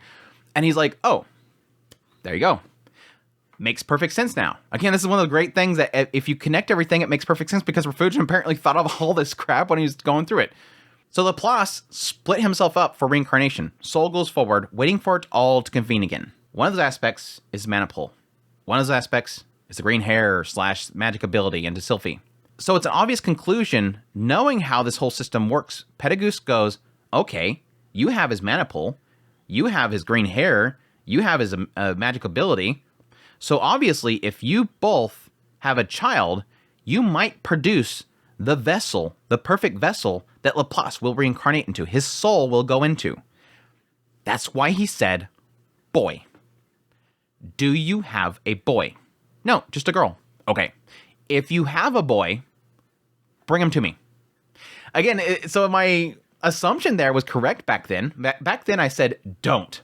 Do not bring that child to him. Because my assumption there was that Pedagoose would want to kill him. Now, I think my reasoning back then was about, the man god and everything, but no. It was specifically Laplace. Pedagoose knew that these two have aspects of Laplace, and they could possibly birth the vessel that Laplace would go into. And it would have to be a boy. So bring him to me so I can kill him. And so my thought process there was correct. He wants to kill your child. And it kind of technically goes into play with that whole thought of Pedagoose like sighing relief when Rudius survived the Orsted. Is the idea of, okay, good. I don't have to wait that much longer for you to have a boy, then good. You're still around. You think I have an aspect too, right? Almost certainly. A body capable of containing that much mana could not have come into existence otherwise. I always thought my increased mana capacity was by training really hard as a kid. That is also true, of course. Your body merely had the potential to hold a vast quantity of mana. Had you not practiced magic from a young age, you would have likely ended up with only a little more than an ordinary person. Much like Sylphiette. Your enormous mana capacity is the result of your own hard work, and you have every right to take pride in it. To be clear, I'm not a reincarnation of Laplace, am I? No. It will be decades before he is born, I expect. Even here, he's marking it. Decades. Which isn't long for possibly a boy. That was a relief to know. And he had a clear answer to his magic capacity. He did feel a little guilty that he would be borrowing Laplace's powers, considering his friendship with Bergerd. But it's all in how you use it, right? Even here, I understand what Rudius is saying here, because yes, Bergerd hates Laplace. Laplace destroyed his whole life. It's hard to even excuse that. You can't excuse it. If this was a real world and I was in it, it would be very hard to excuse Laplace. But at least now knowing that it seems like this sundering is what caused him to go crazy, it's that difficulty in facing when you're like, this person did something really horrible, but they technically weren't in their right mind. It's like somebody having something mess with their mind. They go crazy or whatever, and they do something. It's very hard to even prosecute somebody like that because you're like, but they're insane. Like, it wasn't like they were in their right mind. And so it's still understandable that Rudius is like, yeah, I still kind of don't like this guy because my best friend Bergerd was horrifically tricked by him. But at the same time, now at least you can say, hey, Bergerd, there seemed to have been a reason for that. Even though even mentioning that probably would be a bad thing because he was directly harmed by it. It's one of those things where a third party looking at the picture can see it completely different than somebody that was directly involved with it. And yeah, technically, Rudius can see himself feeling guilty because he's using the power of something that has hurt Bergerd so badly. But I think it might help it in the idea if he just takes in mind that, yes, technically this Laplace wasn't of the right mind. He could have been a good person at some point. And yes, technically hated the person you're trying to fight. There was something else that was bothering Rudius, though. As Orsted watched, he let out a small sigh. There is no need to feel guilty. I know that you're reincarnate yourself, but no Rudius Greyrat exists in my memories. Could you elaborate a little bit? Those who inherit the Laplace aspect often possess great magical potential, even as an infant, and your body is capable of containing a particularly great amount of mana. It would be no surprise if a fragile newborn soul failed to tolerate such a host. Sorry, what does that mean exactly? The child would likely have been a stillborn had you not assumed its body. At least he hadn't murdered Rudius. Rudius didn't want to think that he had stolen a life with this much happiness in it. But if the alternative to his arrival was Paul and Zenith mourning their first child, then it was for the best. It was time to put that depressing line of thought behind him. He was the son of Paul and Zenith, the one and only Rudius Grey Rat. That little segment, again, it's another one of those moments of him accepting, I am with this family. This is my family. Not just my life and what I have and my new wives and everything, but my family, Zenith and Paul. I am their son. And again, this goes back to what I was mentioning earlier. I love this kind of question mark. It's honestly a massive question mark. Yes, a lot of isekai is just transport and they're standing there. They're not hoshis. They're just standing there in the field and they have their old self and everything. But a lot of them are into a body, being reborn in that world. And the question mark is, who was supposed to be there that you took over? And yes, this is why I don't talk to Chris, my brother, about Mushoku Tensei, because he said that Orsted, in his first meeting with Rudius, mentioned that Rudius was a stillborn. And no, it's right here. Damn it, Chris. I'm never talking to you about Mushoku Tensei ever again. Not that this is a big deal. Honestly, this is an assumption, I think, in a lot of regards. Now, granted, yes, there was a side of me that thought that Rudius himself was essentially implanted into Zenith the moment that she was that the baby was conceived. And it makes sense that they actually did have a child back then. Now, when Orsted first talked to Rudius about, who are you? No, who's your father and your mother? No, they had two daughters. That's what he specifically said. Now, my assumption at the time then was that either the one that they conceived when they were adventuring together was, Norn or whatever. No matter what, when they were adventuring, she had to get pregnant that first time. Otherwise, they would never have gotten married together. They would still be adventuring together, possibly. Maybe eventually later on, they would eventually, have another child. But that was the assumption, is that they had to have a child then, because that's what led them to quit adventuring and go live out on their own. And it could be that, yes, the real Rudius, the old Rudius, died, and then they conceived another child, and they moved on with their lives. So no matter what, they had to conceive a child at that point, and then later, two more other daughters. So I'm assuming that happened no matter what. My assumption that, yes, is that they probably did, in Orsted's memory, they had a stillborn. And he's coming to that conclusion too, because they came home together, they lived together, and then they had two daughters. But I'm never talking to Chris about Mushoku Tensei again. The problem is that even though that's not a big spoiler, it doesn't even faze me. It's more of a fact of, like, when's the next time he's going to say something that is really big? My brother, for some reason, does not have a sense of when things happen, just that things happen. And he's trying to figure out when he can talk to me about it. And then in a lot of cases, he just... Anyways, I've heard the displacement incident happened as a result of Nanahoshi being summoned. Do you think you can explain it in more detail? There's a great deal about those events that I don't yet understand. No such thing has ever happened before. Well, I'm a reincarnate, and I was close to the epicenter of the disaster when it took place. I feel like there is a chance I caused it somehow. What? Suddenly, Edis reached under the table and grabbed his thigh. Looking over, she was staring at him, subtly shaking her head. In an attempt to reassure her, he fondled her butt. She retaliated by pinching his thigh. I cannot deny the possibility. I admit, you, Nanahoshi, and the displacement incident are all new additions to history. Reese thought that she was going to rip an inch of muscle off his leg. She glared at him with an expression that said, "This is a serious conversation, isn't it?" It was nice that she learned how to read the room a little. I like how she's having to keep him in check. When in old times, it's like she never read the room. Like, she just kind of did her own thing. But no, it is nice to finally, I think at this point, put a close on that theory about the displacement incident having anything to do with Laplace. And I think I kind of came to that conclusion with the whole thing with Nanahoshi. I think that kind of just opened the door to the possibilities of it being something way outside of this. Now, yes, technically a future Laplace or something could still be in effect relating to that whole situation. Because, again, eventually Laplace will come back. Laplace, again, is the one that is, at least the full Laplace, was trying to develop all these techniques and bring them together.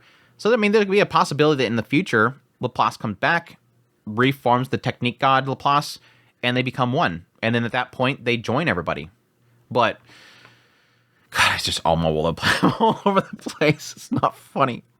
In any case, it sounded like Orsted didn't know much about the displacement incident. Nanahoshi had come up with some crazy theories of her own, but there was no need to get into all that right now. In fact, Rudy's felt like he'd asked enough questions for one day. His head was about to burst with all the information it had.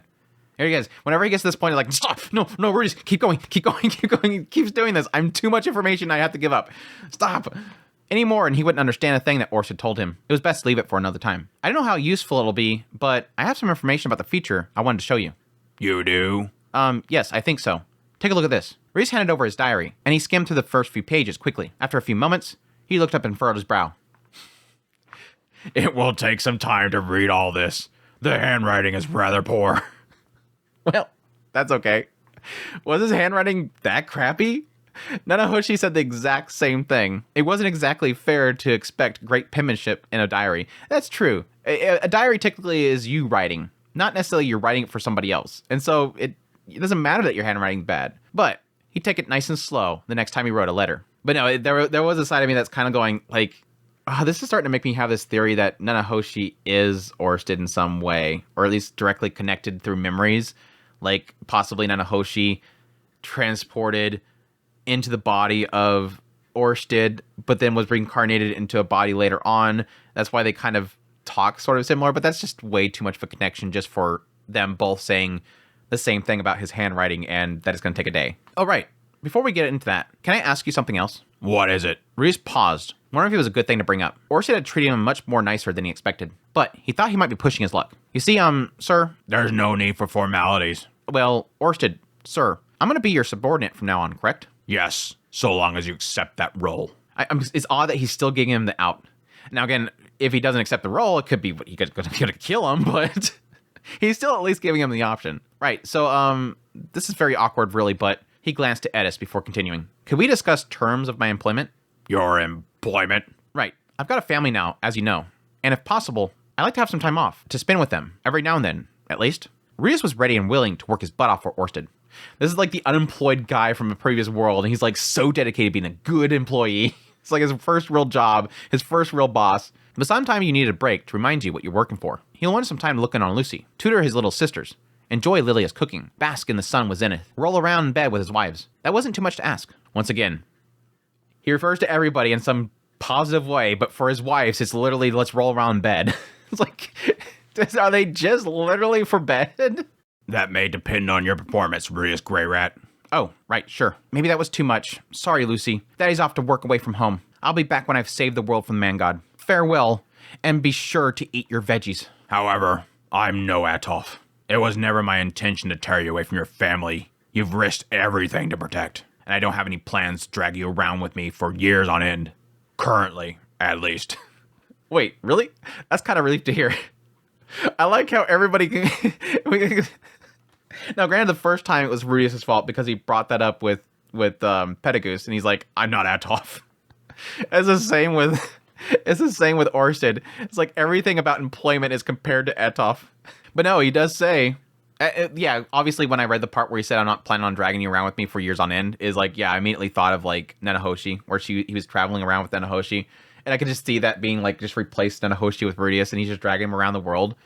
But he says, currently, at least. So eventually, expect a journey.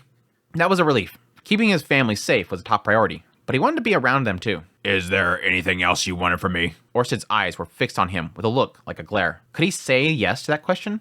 Or would he get angry? No. He needed to grow a spine and take the opportunity. They didn't have a contract or anything, so it was crucial to have all this stuff worked out up front. Are you okay with me asking for more? I'll do my best to meet your needs. That sounded promising. Would a salary be a bit too far? It wasn't unreasonable. If you wanted someone to do a job responsibly, you had to pay them. Anyone who worked for free will do so irresponsibly, or so he read in a manga at some point. Since he wanted to be a responsible subordinate to Orsted, surely taking some cash from him would demonstrate that. That technically makes sense. The idea of like, yeah, especially like in my old work, like as technician and contracted and stuff like that, it's like, yeah, unless you didn't pay well or pay at all, you couldn't expect somebody to do a good job. And in a lot of cases, they'll just slack off. But the moment you pay them, then there's an expectation they do the job properly. So yes, that's a very valid statement. Not that everybody working for free will do a terrible job, just that if you put a payment in effect, you're taking responsibility for that in both parties, and then it has to be fulfilled. So Since I'm going to be out of the house a lot, my family's going to lose out on one of its breadwinners. You were never a breadwinner. Really, shut up. It's Roxy. Roxy's the one that's bringing home the bread. I wasn't bringing home much to begin with. And, well, I actually ran up quite a few expenses, preparing for our battle the other day. We still have some savings for now, but I can see them running out one of these days. If I'm not working, we'll probably have to cut back on our dinner menu a little. We've got a bunch of growing kids, too. You want money, then? Well, sure, if you want to be blunt about it. Reese giggled evilly, out of sheer embarrassment, as Orsted reached into his coat and pulled out something. He then dropped it casually on the table in front of him. It was a dagger. No, a short sword, in a beautifully ornamented sheath. This is one of the 48 magic swords, crafted from bones of the Dragon King Kajakut by the famous demon swordsmith Julian Harisko. Its name is Imminence, and it should sell for about 100,000 Austrian gold coins or so. That ought to last you for a while. Whoa. 100,000? An Austrian gold coin was like 100,000 yen, right? So 10 billion yen? A guy could live off that for the rest of his life. Hell, you could build a castle. Do you need more? No, of course not. Holy crap. What was the guy expecting me to do in exchange? Oh, right. Fight the man god. Rudius was a hired gun. But for some reason, getting paid this much made it a little more scarier. But how is he going to turn this into cash? Who the heck was going to pay that much for a single sword? It seemed like a sort of thing that an Austrian royal family member would do. Maybe he could squeeze something out of one of Ariel's brothers.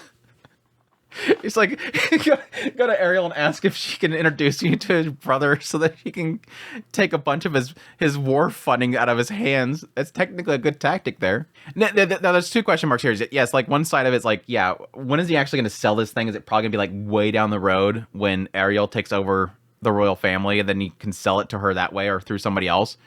Or is it going to be one of those things where like some point Reese is going to stumble upon it and he's going to find out that it's an insanely powerful magical sword and it has some kind of trait in it that it can cause something. It is a magic sword, so there has to be something imbued upon it. I'm surprised he didn't ask. It's just, well, I think it might be difficult to find someone that can afford to pay a fair price for this sword around here. I see. You have a point. Perhaps these will be preferable then. This time, he took out a small leather bag and dropped it carelessly on the table. Inside was packed full of transparent stones of vivid colors. Are these gems? They are magic stones. I picked out a number of the small ones with particularly vivid colors. Sell them to any magician's guild, and you'll walk away with a sizable sum. Weren't these really rare? Unlike the legendary sword, these weren't build a castle territory. But he could probably bankroll a good decade of decadent living with them. Accepting all this made him nervous. But he couldn't help but shooting an uncertain look at Orsted. You need more? He asked calmly. You need more? Oh, all right, hold on. Here, have my jacket.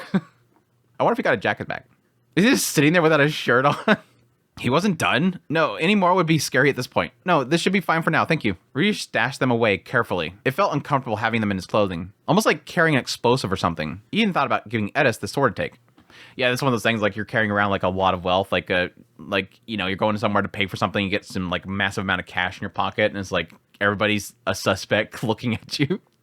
Very well, Orsted said with a nod. I'm gonna get started on this diary. What will you intend to do in the meantime? I could wait for you to finish. I believe that would take a full day to get through this. Right. Well, I don't know. It's still pretty early. Maybe we should just continue our conversation for now. It seems that you consider this diary important, so I would prefer to read it first. It was hard to say how important it was at this point, but it was worth having him take a look. Orsted had the ability to see the future, but in a vague way. Comparing his knowledge with the diary, there was a chance he'd find something valuable. I agree with that.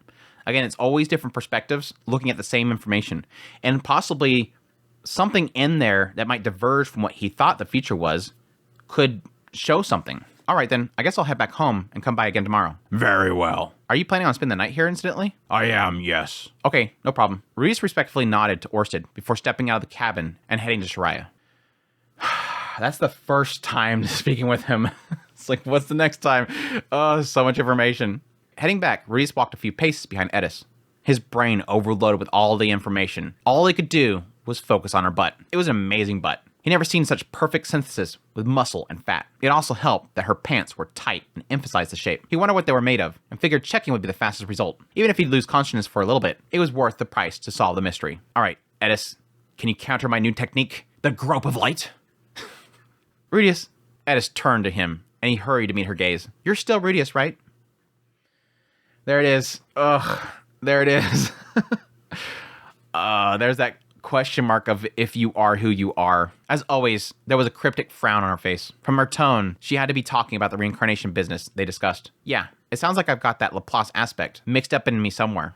But I'm still the same person I was yesterday. So nothing's really different now, right? Right. I learned a few things about myself, but that's it. I haven't changed a bit. He kept it simple and straightforward. No apologies, no excuses. To be honest, he wasn't sure if Edis had been keeping up with the conversation with Orsid. The man seemed to feel that reincarnation was perfectly ordinary phenomenon. If it weren't for reading science fiction in his previous life, Rudius would have been lost. Edis was about 20 years old now. She was past the point where you could get by without thinking for yourself. There was a part of him that wanted her to remain clueless. But that was a stupid, selfish dream. Edis nodded at his words, but it was hard to say that she really understood them. If you don't mind, yeah, I'd rather tell them myself, when the time's right. Edis stepped forward, the sun behind her, the setting sun lighting up her hair. Even in the shadow, her striking facial features and intense gaze were mesmerizing. Damn, she really was beautiful. All right then, you have to hold my hand then. He took her hand without a word. It was callous and a little on the tough side, very different from Sylphie and Roxy's. Warm and strong, it wrapped itself around his, and he squeezed it firmly back. It had been some time since he had strolled side by side with Edis. For some reason,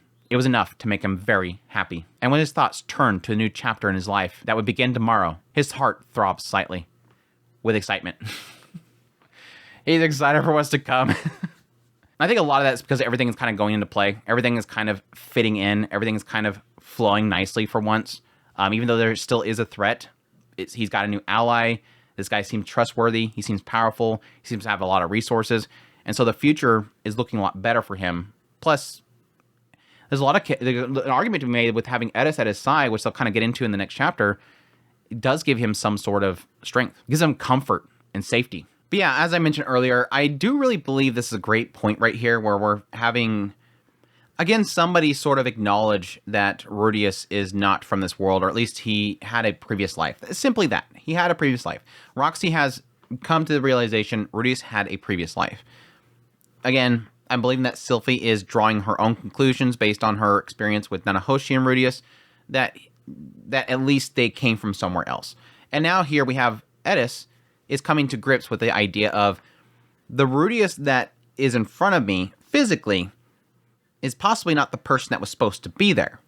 And I do like the fact that it's sort of acknowledging that she's trying to piece that together. And again, she's self-acknowledged that she's not good at thinking, but at least is acknowledging the idea that she is at least coming to conclusion based on that conversation that this physical self in front of me is not what's supposed to be there. And I do like the idea that she's at least questioning that. Now, from a logical sense, the person that she has always known hasn't changed. She knew him from way back here, long after he was born in this world. Nothing implied in that conversation says the Rudius that's in front of me, soul-wise, is a different person than who I've always known. It's the same person. It's always been the same person. But it would at least create the question mark of, does he even know that? Does he even know when the point that he became who he is? Does he even know when he took over that body?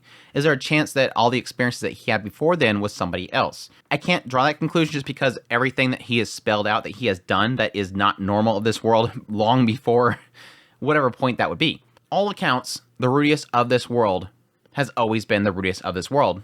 It's just possibly that some child, some soul within that body of that child died maybe when it was actually still within the body of Zenith. When she was still pregnant, it may have died at some point, and then he was placed in there. It'd be interesting to actually get into exactly when it happened. Was it when she was pregnant?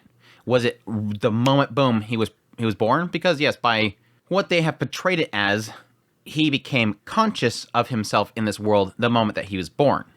So it could have been that up to that point that he was being born, that change happened. Or possibly it was a stillborn late in the pregnancy, and that's when Rudius took over. But anyways, yes, like I said, I like that concept of somebody really going, are you who I think you are?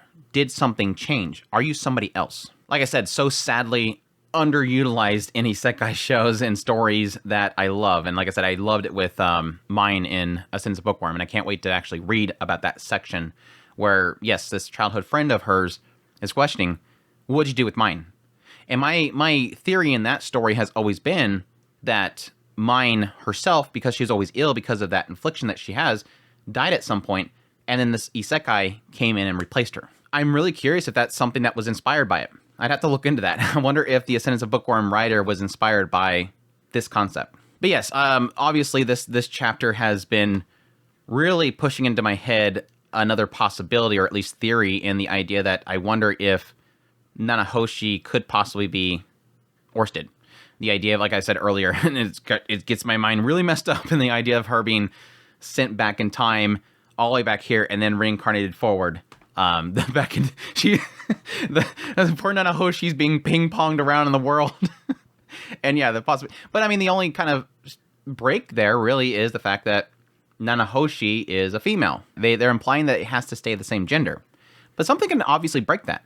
An aspect can break that. Just the fact that they have to split them into different aspects makes the difference. Maybe her body, physical body, went back to the displacement incident point, and maybe her memories and soul went way back further. But anyway, that's a jumbled mess that I don't want to get back into. I might have to stew on for a while, and hopefully something else gets brought up in 16. Really hoping that we go right back into a conversation with Orsted right when 16 starts, but we'll see. So let's move on, though. I want to see, hopefully I can get this last chapter done. We'll see. I might record it and then find out later on that it's too much, and I'll leave it for the next one. But extra chapter, A Wild Blade Finds Its Sheath. That doesn't imply something. I know what it's implying, but still, it can imply a lot of things. Edis's eyes snapped open violently, waking herself up with a somewhat undignified yelp. Sitting up, she scratched her unkempt hair and looked around in bleary confusion. It was an unfamiliar bed in an unfamiliar room. An unfamiliar ceiling, too. Despite everything being new to her, she recognized the two swords leaning on the side of the bed, and the clothes that were scattered across the floor. It was clear that she had slept there on her own initiative last night. She recalled the events of the previous night, saving Rudius's life, fighting Orsted to protect him. In her time at the Sword Sanctum, she dreamed of battling Orsted on many occasions. It almost always happened on the days that she pushed herself to her limits in training. The dream changed somewhat as she grew older and stronger, but it always involved battling the Dragon God alongside Rudius. Every time, she would wake up before the duel concluded. Yesterday, the battle had reached an end, and the outcome was nothing like she had imagined. It seemed too strange to be real, so she assumed it was a dream again. Judging by where she was, the Grey Rat family home, it really did happen. Edis was starting to feel uneasy. Her dream for so many years was to fight Orsted alongside Rudius. It was the whole reason she traveled to the Sword Sanctum. She had now fulfilled that goal, and while not how she had imagined, she held her own against the Dragon God. Of course, she gave thoughts about the afterwards, live happily with Rudius, but she wasn't sure what that involved. Still, it was her intention to make it happen. Yet despite this, in the following days, she found herself unable to hold a conversation with Rudius. I don't get it, she muttered to herself as she washed her face and looked at herself in the mirror. I do find it very tragic, that mindset. Somebody that says, this is what I want to do, and they devote everything to that goal. It's like the Wile E. Coyote situation. The Wile E. Coyote is always chasing, always chasing, always chasing. The moment he finally gets the Roadrunner, he doesn't know what to do. Like, what do I do now? It's that whole mentality. What do I do now? I finally achieved this goal that I've been training for years to do. Now what? Though she does acknowledge that, yes, I thought about afterwards. Yes, part of that was what she has claimed, that she would die trying to help him. But there's a possibility, as she also thought about, what if I live?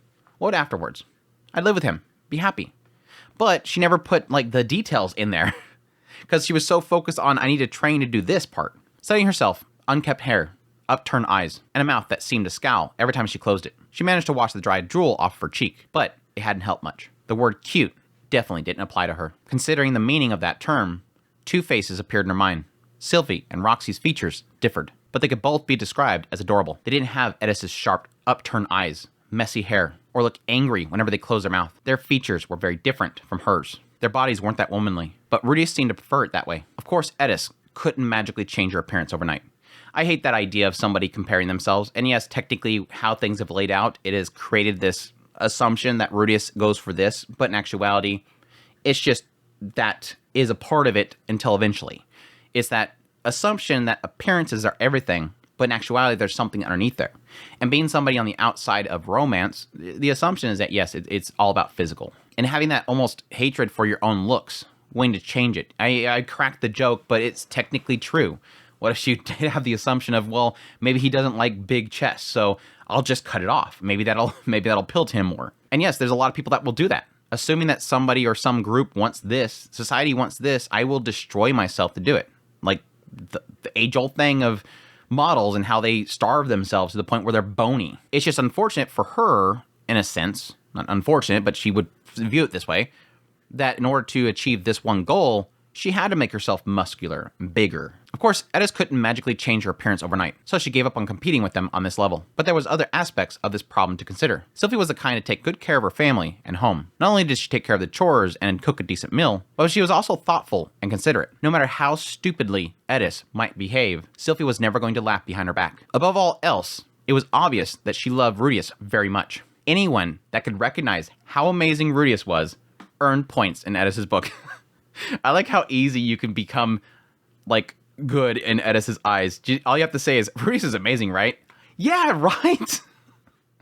As for Roxy, well, she was someone even Rudius respected deeply. She had a clumsy side, but even she seemed calm and clever, with a wise outlook on life. On top of that, she had a good job at the university, which made her the biggest earner of the house. Rudius had told Edis all about how wonderful she was in their travels. As far as Edis was concerned, anyone Rudius respected was worthy of respect. So the reverse is true as well.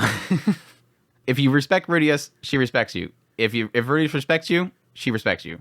Where did that leave Edis herself in comparison? She wasn't good at housework or cooking. When it came to earning money, adventuring was all she knew how to do. It was hard to see how well she had managed without Rudius handling complicated details. Edis had every intention of staying with Rudius from now on. The specifics hadn't worked out like she expected, but those were minor details. Of course, she wanted him all to herself, and had mixed feelings on being wife number 3. But she accepted all that some time ago. Rudius had gone through a difficult period because of her, for one thing. And she'd seen plenty of men with multiple wives back in Asura. There was nothing strange about it to her. That was kind of the thing that I was assuming, is that yes, being from Asura, plenty of people that had multiple wives, even Saros having, all these beastful girls.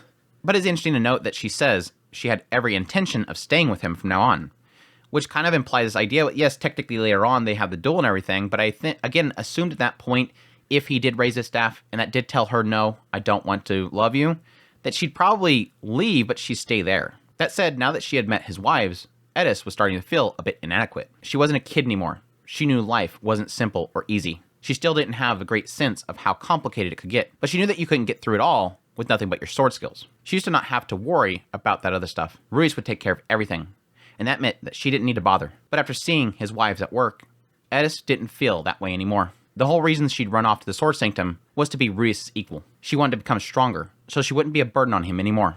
This is a really sad part, showing how simple life was and how complicated it becomes over time. Then at that point, realizing really what is important in the end. Not having to train and get stronger to fight as equals, but learning how to live as equals. Her mindset has always been battle, get stronger, because they were forced in the situation where they had to fight for their lives. And it came to a point where it became a life-death situation, and she realized, I'm not strong enough. I got to get stronger. No matter what, everything else. It doesn't matter at that point. If you face something like Orsted, and you nearly lose the one that you love, and battle is all you can think about, and he's always been training yourself in order to be at his side, yes, the realization point comes to a person, especially a young person, that all this other stuff doesn't matter. Everything that my family used to always struggle over, like money and who's going to clean the rooms, what's the maid's going to do, what's going to be on the dinner table, what kind of connection do we have with this other family, none of that matters. Because is any of that going to affect the fact that they just fought somebody like Orsted? No. Her mind trek goes from, this stuff is meaningless. I have to focus on getting stronger.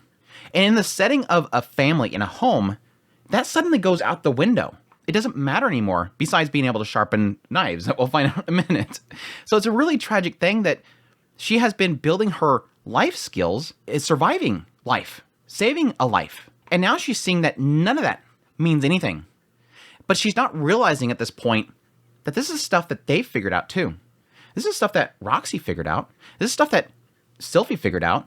She just doesn't realize she's rushing. She's rushing to that point. She doesn't realize this is things that have been established over time. This is things that they have discovered over time. Sylvie didn't know that the moment that she got with Rudius. Roxy didn't know that the moment that she got with Rudius. They found that over time. They found their place over time. And she's too busy seeing that everybody's got it together, and that it is really that conundrum. When you, as a person, see that so many people around you have it together, or at least in societal appearances, they have it together. And you feel like you're being left behind. And that struggle that I'm seeing Edis have right now is super heartbreaking because it makes you feel inadequate. It makes you feel less. And it makes you feel like you'll never, ever achieve anything or fit in. She achieved that goal, but now she was back. It turned out Rudius had 2 women supporting him. They both had all sorts of valuable life skills, which they actively used to help him in 100 different ways. Maybe she didn't have the qualifications to be his wife after all. Maybe that was the reason that he kept shooting her glances with a weird look on his face, instead of bringing up marriage. It was a distressing thought, one that she couldn't seem to shake. Any other time, she tossed worries aside and charged him head on. But this wasn't an ordinary circumstance, and her feelings of self-doubt grew so strong that she couldn't bring herself to start a conversation. By nature, she wasn't capable of brooding at great lengths. She wasn't the spoiled young lady she once was, who was incapable of taking action on her own. She was a master swordsman who earned the rank of Sword King. During her rise to those heights, she learned what to do when you had self-doubt. If you lacked qualifications you needed, you obtained them. Go, girl. There you go. Go, girl. After training and cleaning up, she headed to the kitchen, where Sylphie, Aisha, and Lilia were bustling around. While they were handling things well, she called out, "Let me help too. What should I do first?" Aisha instantly replied, "You just wait patiently until the food's ready, Edis." That meant there was nothing that she could do to help. Aisha was a cheerful, sweet girl by nature, and she had nothing but fondness and respect for her new big sister. But she was also aware Edis couldn't cook to save her life. Plus, the situation was under control as was. Edis wasn't good at reading between the lines though. "I just can't sit around forever. I'm going to be Rudius' wife too." Aisha resisted the urge to sigh and looked to Sylphie, who was smiling awkwardly. Sylphie was the one in charge, so it was her decision. Aisha's like, "I'm so glad I'm not the master." Go, Sylphie. Do you know how to cook, Edis?" Sylphie asked, her voice gentle. "I can help out at least," Edis replied, puffing out her chest confidently. "Well, okay. Could you cut these vegetables for me then? We're going to use them for the stew, but they're always a little tough for us to chop." Handing Edis the knife, she pointed her in the direction. Edis looked at the vegetables, brimming with excitement. "I just need to chop these up, right?" "Yeah, they're pretty tough though. Do you think you can manage?" I like that, like, puff her up. "Yeah, they're really tough to cut. We struggle with these things. Can you do it?" "Of course. I'm really good with the sword. But that's a kitchen knife." Edis had done nothing but practice sword for many years. But during her adventuring days, Rizard taught her how to strip skin off of a dead monster and dress meat. So she had some experience in cooking.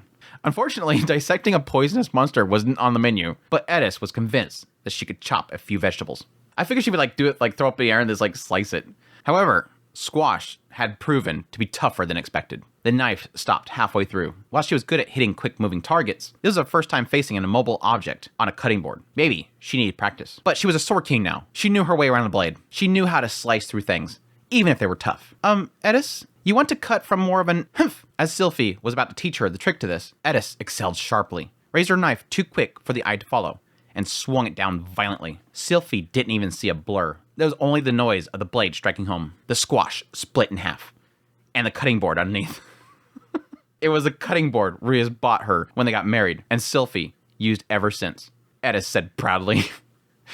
"How do you like that?" Sylphie's cheeks twitched slightly, but she managed to control herself. She was fond of the cutting board, but it was a practical object. It would have worn out eventually. "Ah! That was the cutting board that Rudius bought Sylphie for her wedding present." Aisha cried out in her place, picking up the two halves and glaring at Edis reproachfully. "Edis, you're terrible." Edis slowly and anxiously looked to Sylphie, who managed to keep a smile on. "Oh, it's all right. It's not like she did it on purpose, right? Sorry about that." Her apology was genuine. If someone destroyed a gift she received, she'd flip out.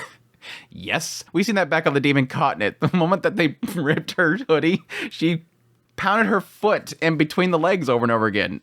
I think we'll let someone else handle the cutting the vegetables today." Sylphie tried to find something else for Edis to do, but she proved clumsier than expected, nearly causing a fire, bending a pan, and dropping prepared food. Trying too hard made it easier to make mistakes you wouldn't otherwise. In the end, she was assigned to sharpening dull knives.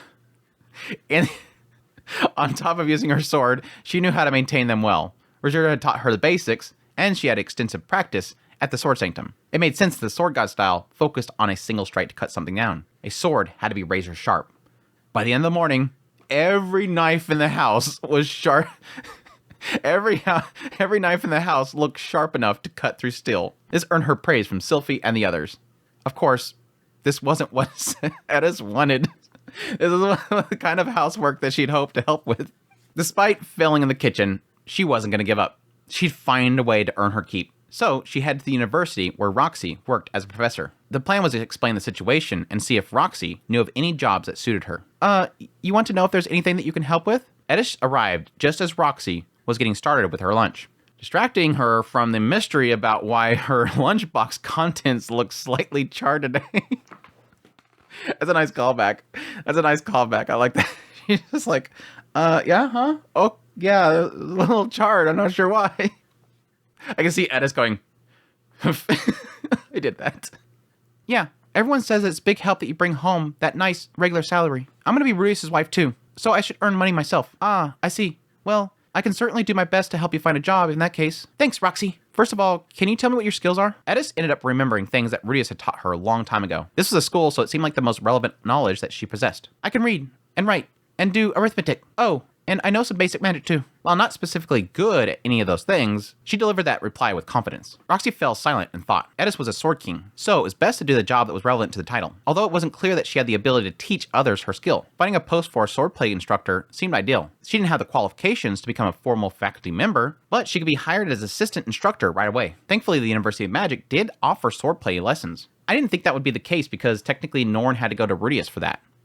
So maybe it's something that it's a possibility that through Norn, they possibly started offering that. Thankfully, the University of Magic did offer swordplay lessons, and Roxy's recommendation would count for something. The university's current swordplay instructor was advanced rank in his style. That made him Edis' inferior. He may find taking such a powerful assistant to be too much for his pride, but Roxy did recall him speaking excitedly about the arrival of 2 sword kings to town. He even said that he wanted so badly to meet them and learn a thing or two under their instruction. At this moment, that said instructor was shooting jealous glances from across the faculty room. He would probably endorse the idea enthusiastically if she called him over. But Edis hadn't mentioned her swordsmanship in response to Roxy's question about skills. Why was that? This is like a very rare Roxy L moment. Like she overthinks the whole situation way too much.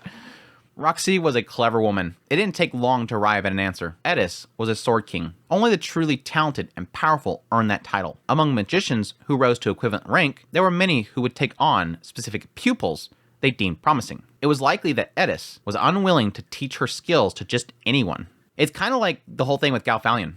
He didn't just want anybody. He didn't train anybody there. It was Edis. In that case, suggesting a job as a swordplay instructor would be unwise. She may take it as an insult. Of course, Roxy was overthinking things, but she opted for a different suggestion. All right then, how about a job as security guard? A guard?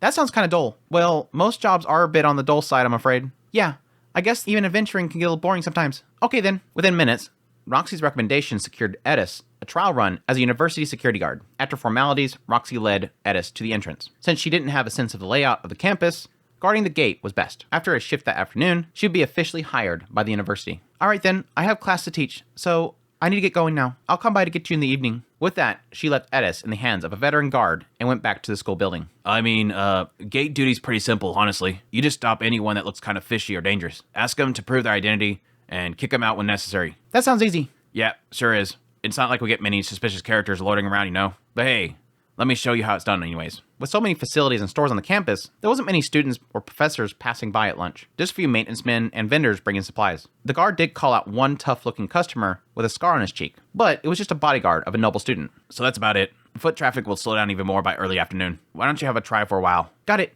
Edis positioned herself next to the gate, in high spirits. She assumed the signature pose, arms folded, legs spread wide, chin in the air. Her gaze was so intense. Too intense. Nobody looked her in the face, and those that passed by did while staring at the ground. No shady customers were to be seen. Any considering some illicit behavior would think twice after a glare from her. Finally, a man strode on the campus, as if he owned the place. As if he owned the place. His expression was calm, confident. While nothing was unusual about his bearing, given the quivering people around him, he stood out. Edis decided there was something strange about him. Hold it right there. The man stopped in his tracks and looked to Edis dubiously. Can I help you? His tone was polite, but his face implied that he was a busy man. That attitude made him more suspicious. There's something fishy about you. I've been passing through this gate for more than 20 years, and this is the first time I've heard that. You seem rather fishy to me yourself. I don't recognize your face. How long have you been working here? Just started today. I see. Well, I suppose I can't blame you then. Reaching for his badge, a strong gust of wind swept by, and he instinctively grabbed for his head. Finding that suspicious, in a blink of an eye, Edis stepped forward and seized his wrist firmly. What are you hiding up there? Gah! Before her eyes, the wind carried off the man's hair. All of it. At once. I immediately knew who this was at this point. They're like this Refugian's so obsessed with this guy and his wig. All that remained was a beautifully shiny dome. Edis froze up. She recognized the man was trying to hide something, but she hadn't imagined it was this. The man then used his other hand to pull out his university badge. My name is Gyog. I'm the principal of the Renoan University of Magic. His face was crimson with embarrassment and fury. Fired on the first day. Like she's still in a trial period and she gets fired. I was kind of curious because I kind of assumed that she wasn't going to stay there. So I'm like, what thing is she going to do to mess this up? I knew that she was going to mess it up. But technically this whole thing explains why Edis kept leaving. Reese was talking about that she'd leave and then she'd come back. Because she was trying to get a job. Poor girl. So yeah, Edis was fired on the spot. Technically she wasn't hired yet. The university declined taking her on as a security guard. This put Edis down in the dumps. No good at housework or working a job. Her sense of uselessness had painfully been reinforced by today's events. It would be different if she stumbled through something she set her mind to, but after 2 disasters, her self-confidence had reached new lows. This is one of those moments where I'm kind of like, in my mindset of like, if I could talk to her right now, it's one of those things of like, find how you fit in. Each one of them will eventually, each person in that household has found somewhere where they fit in. And I think for her, it's easily in protection, strength. Those are 2 things. Find how you can utilize those. And it technically does that. It technically turns it into, Edis, you're the bodyguard. You are the protector. It's literally, you are the husband. You are the husband of the house. You're the one that just stand out in front of the house 24/7 with your arms folded and nobody bothers the house. Any solicitors will leave. Currently, Edis was lying on top of the shed in the corner of the Grey Rat yard, much like she used to back in the day when she was living in the city of Roa. Her mind was replaying conversations with Rudius from many years in the past. I love this whole part. What's the point in doing something I'm not even good at? The worse you are at something, the more satisfying it feels when you finally get the hang of it. In a sense, housework and employment were different from the dancing that she was struggling with during that time. She'd get the hang of it eventually, as long as she kept at it. At the same time, something felt off about that plan. It probably wouldn't be satisfying to succeed, but still, something felt off, and she couldn't figure out why that was. I think it's the idea of forcing yourself to be something you're not. Now, granted, I think, yes, she can be a housewife. Yes, she can be a hard worker at the job. But I think what's kind of implying here is that it doesn't feel right because I've always been this, and now I want to be something else. And I kind of like how it sort of concludes in the idea of them accepting her for who she is, even though I think there is a side of that is sort of not healthy. It's kind of not healthy to say that somebody cannot change when it could be for the benefit of others. Let go of me! Edis could hear a familiar voice coming from the front door of the house. She hopped down from her perch and around the house to see Norn with a boy her age. So this is the boy that Aisha was talking about? Ugh, Aisha. She's so nasty sometimes. I love it. He was richly dressed, same style as the uniform that Norn had, but was more expensive in material. He had long, wavy blonde hair, neatly groomed eyebrows, and skin that was clearly taken care of. The 2 guards behind him made it obvious that he was a noble. He was currently holding Norn's hand, preventing her from entering the house. Come now, Norn. I'm gonna go with a nasally, bratty noble. Come now, Norn. He brushed his hair with his free hand with an obnoxiously showy gesture. If you simply come along with me, you'll be helping that dear brother of yours and your beloved Princess Ariel. What are you talking about? Princess Ariel and Rudius aren't even around right now. So much the better. If they've returned and we've taken helpful measures on their behalf, they'll surely praise us for our foresight and initiative. It will be a valuable step towards winning their confidence. They just get mad at me for acting without permission, actually. Norn looked like she wanted to pull free. But, due to the noble kid's status and possible influence, it seemed that she was trying hard not to risk angering him. Oh, they won't be upset, I assure you. Take a look at the 2 behind me. They're elite fighters we've recruited from one of the best mercenary bands in the Northern Territories. Your brother's been spending a lot of time away from the house lately, hasn't he? Allow me to protect it in his stead. That's not necessary. We've got Sylphie and Roxy to look after us. Nothing but women, in other words. Zenoba and Cliff come over all the time. But they're not here now, are they? He was relentless, and Norn's protests seemed to grow briefer and less firm. At this rate, he may bully his way into the house. Frowning, Edda strode over. Big sis in the house. She's like, well, I'll handle this. She's not interested. Take your hands off her. Pardon me? And who are you supposed to be anyways? Do you know who I am? No. I'll tell you then. I am Richard Monarius. Monarius? Oh my gosh, I can't say that with that voice. I am Richard Monarius, heir to the honorable house of Monar... I couldn't care less. Did you not hear me the first time? Take your hands off her. His face turned sullen at her interrupts. You are remarkably rude. An ignorant woman. Look here. If I wanted to, I could have this little house of yours torn down and... Richard stopped mid-sentence, realizing his legs felt strangely cold all of a sudden. Looking down, his pants were at his ankles. In a squeak, he hurried to pull them back up, only to realize the belt was cut in half. For a moment, he had no idea what just happened, but then he heard a small clink from the sword at Edis's waist. Looking up, she stared at him with cold disdain in her eyes. Next time, I'll cut an arm off instead. While Richard was infamous for shameless behavior and called deficient as a noble, he did have a perfectly functioning sense of self-preservation. He knew Edis wasn't making idle threats. He instantly released Norn's hand and stepped back. Fine, I'll be on my way now then. Edis drew her sword again, somehow leaving its sheath without making a sound. Something about that felt incredibly menacing. Well, what? I already said I'm leaving for today. Don't come back tomorrow either. Or the next day. His legs trembled at her intense gaze, even if he couldn't meet her eyes. Still, his pride as a noble couldn't allow such a crude commoner to make a fool of him. Do you dare threaten? Just as he opened his mouth, one bodyguard grabbed his shoulder and pulled him firmly backwards. Sorry, your lordship, but we better get out of here. I bet good money that this girl's the Berserker Sword King people are talking about. She's not bluffing about this, you understand? There's no reasoning with a woman that trained at the Sword Sanctum. Normally, these men would follow young master around, even on his most idiotic escapades, cleaning up his messes with a quiet sigh. But it was precisely their skill and competence that allowed them to realize how dangerous Edis was. Yeah, I think that's one of those things where, yeah, he might be intimidated and realize that, holy crap, she just did something really scary and her gaze is bearing down on me and I feel it. Like, I'm not even looking at her eyes, but I can feel that intensity. But he's still going to be like, I got to get my last little jabs because I got to look good. These guys are like, what she just did with her sword, that's not normal. We didn't see that sword move and your belt came off. This girl is dangerous. And if it's true that she's at, and it's the assumption comes, this new girl, a Sword King arrived, they came from the Sword Sanctum, there's no reasoning with her. Just suck up your pride and walk away.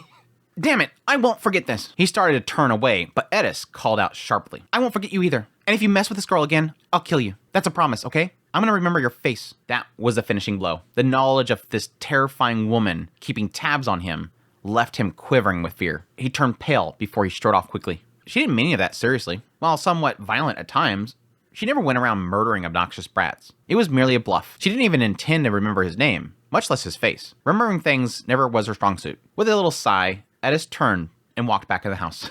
Norn just watched her go, without so much as managing a thank you. But her hands were clasped against her chest, and admiration shone on her face. She's like, yeah, technically, Edis just turned into Paul. Edis just turned into Paul.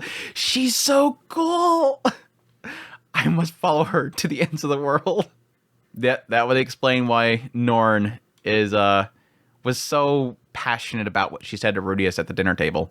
Please show her love. Please take care of her. Don't let this girl go. But that was an interesting little point that she makes there. Like, yeah, I can totally see Edis saying something like that. This is Norn. Norn is precious to Rudius. Rudius loves Norn. It would not want anything to happen to her. So that can easily see Edis protecting Norn with her life. So I honestly didn't feel, when I was reading that was an idle threat. And now, yes, it technically plays into it saying that she has trouble even remembering people's names or faces. I'm going to forget this dude in like 2 seconds. But I could see her saying something like that, like, if you touch her again, I will kill you. I could see her doing that. I have no doubt. So it's kind of funny that it's actually pointing out, no, she didn't really mean it, like, seriously. I'm like, no, I think she would. I really do think she would. But I guess it's kind of showing her ability to restrain herself. That yes, maybe if this guy did mess with Norn again, maybe just cut off a hand. maybe the whole point there is that she wouldn't go and kill him because she knew that would cause a problem. Maybe it's simply, yeah, I'll just chop off your arm. Then I'll chop off a foot. Then I'll chop off another foot, and I'll chop off the other arm. Scaring off the boy felt good, but Edis was already wondering if she had screwed up things again. Norn had looked unhappy about the situation, but the discussion sounded complicated. Maybe the brat was actually important somehow. Felt like she might be in for another lecture later on. Sure enough, just as she entered the house, Sylphie and Roxy stuck their heads out from the living room and beckoned her over. They clearly watched the whole scene unfold. Bracing herself, she went over and joined them. Thank you, Edis. Well done. Huh? We saw that. You helped Norn, right? That boy didn't listen to a word we had to say, but it looks like he won't be bothering her again. While Edis frowned uncertainly, there was big smiles on both of their faces. Are you sure I should have done that? He's got connections, right? Well, his father is contributing to Princess Ariel's cause, and he does have some influence at the university. That was what Edis was afraid of. Sylphie explained that Richard was the son of a powerful Renoan noble. Also, this noble was a main financer and supporter of Princess Ariel. He also made large donations to the university and had sway with administrators, meaning a decent amount of both Sylphie and Roxy's pay was from that money. Of course, Richard had nothing to do with this matter. Even if he ran back home to Daddy, it was unlikely that consequences would come. Still, Richard convinced himself that his father's contributions entitled himself to strut around like he owned the place. No matter how many times Sylphie and Roxy told him off, he simply ignored them. Roxy then added, with her nose flaring enthusiasm, "We were just about to go and shoo him away, and then you showed up, Edis. I was a little worried for a minute, but my goodness, that was satisfying to watch." Sylphie chuckled before addressing Edis with a serious look on her face. "Hey, Edis, what is it? Sometimes I get the feeling that you think that you're not good enough the way you are, but that's definitely not true, okay? Try to have some confidence." Edis frowned a little. This almost felt like a rejection for her efforts to improve. "Where did that come from?" "Well, you've been worrying yourself sick lately, right? I think I kind of understand how you feel. Whenever I watch Rudy at work, it makes me feel like I have to learn all sorts of new things." Startled by her perceptiveness, Edis was at a loss for words. "You know, Edis, we're pretty good at watching Rudy's back, if you know what I mean. We keep an eye on things behind the scenes. You definitely helped us out today, but normally we would stay on top of these sort of problems. But when I saw how Orsted, Rudy, and you fought, well, I realized something. When Rudy's up against something really dangerous, we're not strong enough to stand in front of him like you did." It's so good. It's so good. Again, that is your place. That's the gap you fill. You can't cook great. You can't hold a job for snot. But damn if you're good at fighting against Orsted. While Sylphie looked Edis in the eyes, the strength of them was downright intimidating. But she didn't flinch or look away. In fact, she stared back with all the power that she could muster. "You trained for years so that you could be strong enough to do that. I think that's something you should be really proud of. That's all I wanted to say, really.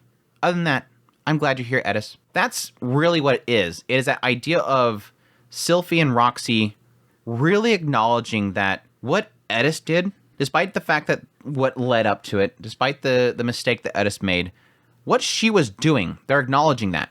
This girl went off and trained for years alone to get stronger, to help the one they love. That's why they're so acceptant of her, is because they know how much she loves Rudius. And they're okay with saying, be proud of that.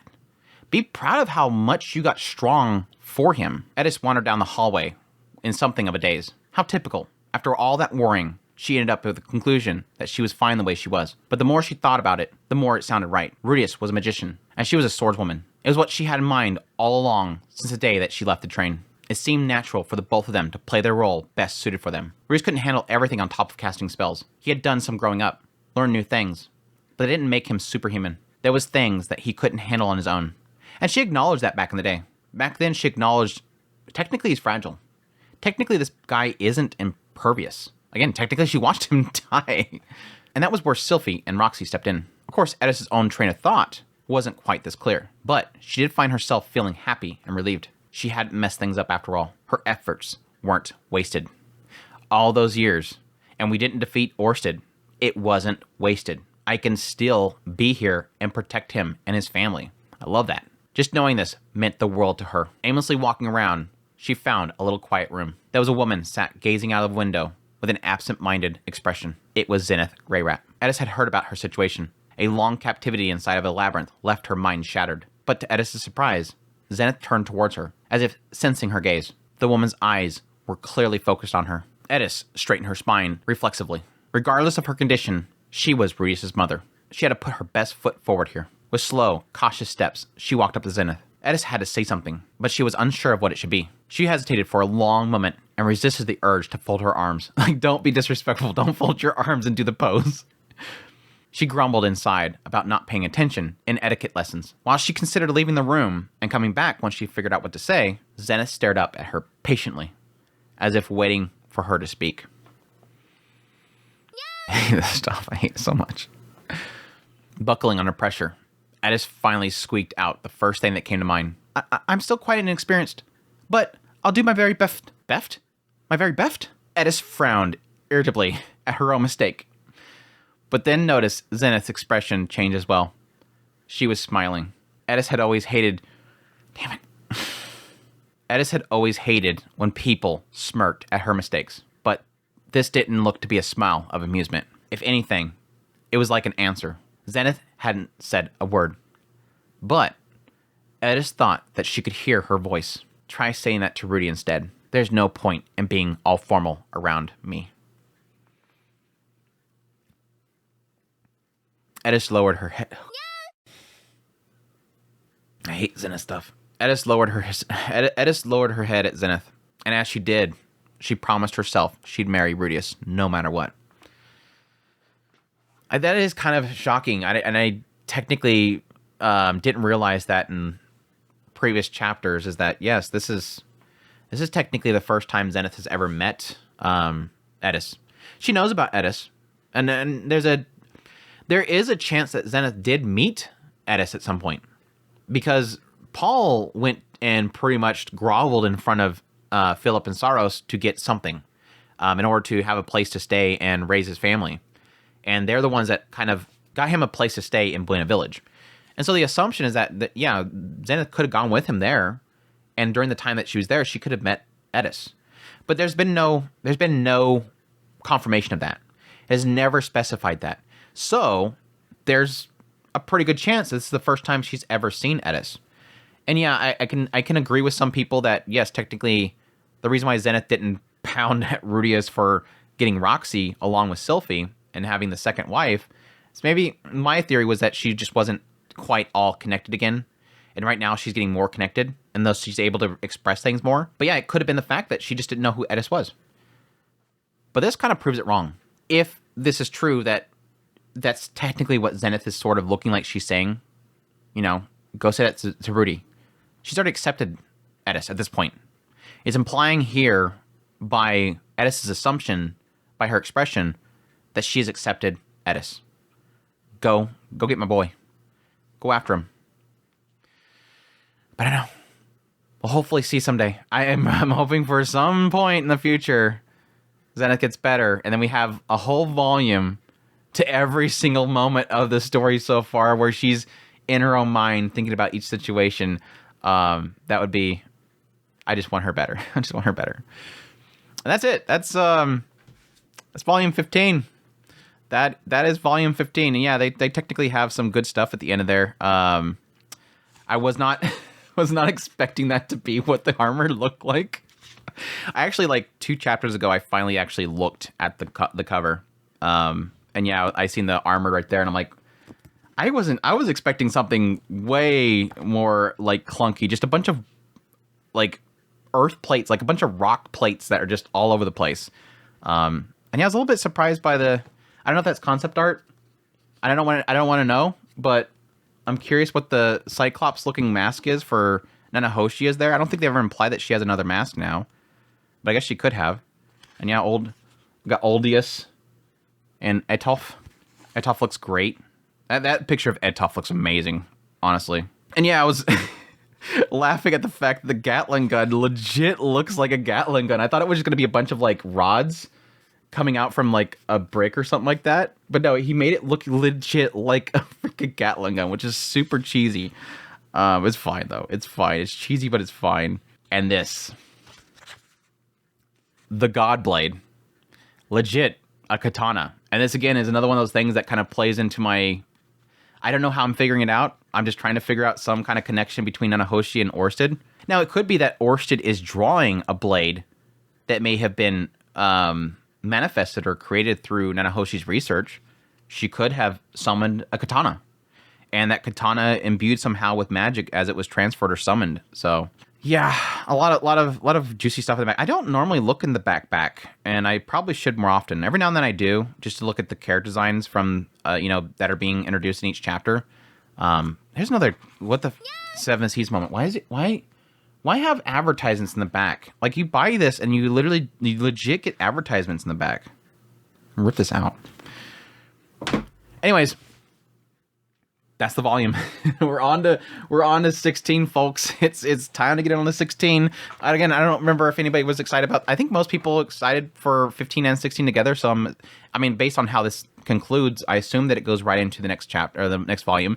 So I'd assume that 16 predictions is getting into Orsted, getting more information about Orsted, and then Orsted giving him his first assignment. What is that first assignment? That's the massive question mark. The way they've kind of been playing out Orsted so far is his goal right now seems to be finding a way to get to Mangod. I don't see him going, okay, Rudius, I need you to go take out the son of the second prince of this kingdom. He doesn't care about that. What he cares about is finding a way to get to Mangod and destroy him. That's his only goal that seems to be laid out so far. It could be recruiting. So it could either be recruit more people, maybe he thinks that maybe he's found there's another dragon general in that area. They need to find that person.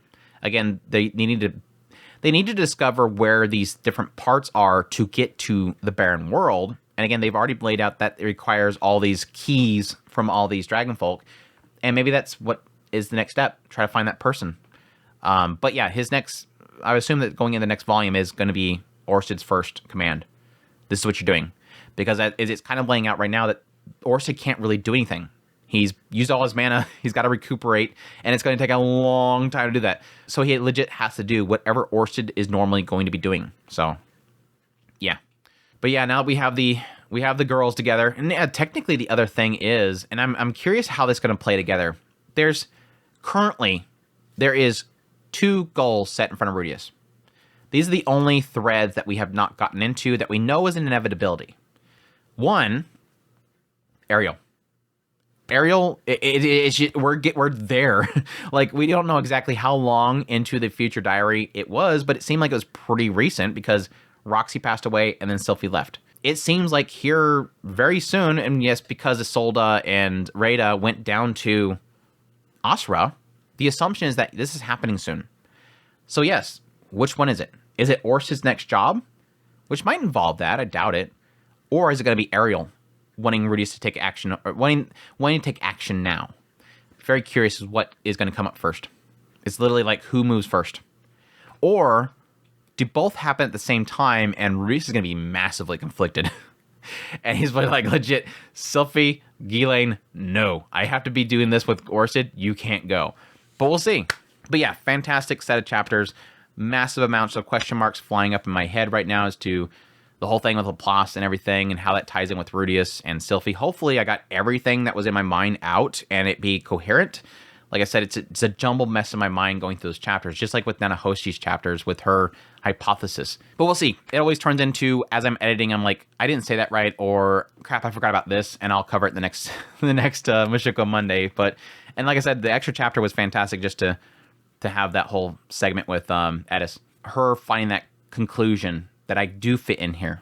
It sucks to see that she had that feeling of not fitting in, but then she finds it. So anyways, that is it. That is this Mushoku Mondays. Hope you guys enjoyed this Mushoku Monday. As always, I greatly appreciate you guys for dropping by for the premiere. Hey, chat. Hope you guys are doing well, and I hope that you guys have a great rest of your Monday. As per usual, greatly appreciate everybody that supports the channel monetarily through Patreon, tips, links, super thanks, memberships, all that good stuff. Last week had some crazy super chats and stuff that hit, and I was just absolutely blown away by. Thank you so much to Nicholas, Noah, Sergio. I hope I'm saying that right. And my gosh, Gearless just dropped the bomb out of nowhere.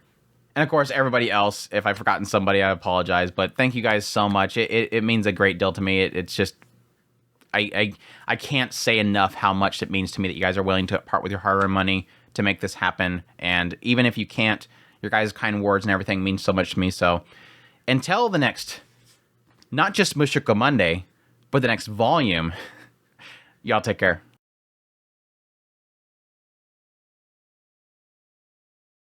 I'm quite experienced in etiquette.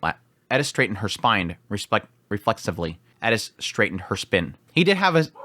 I'm going to be Rudius's wife during her rise, so there's got to be something imbued upon it. At least he hadn't murdered. Of slow and steady process. And slow. So maybe there is an aspect of Laplace Stripped of his draconic essence. Stripped of his draconic... Anyway, stop. Okay. Do I have to leave to enter?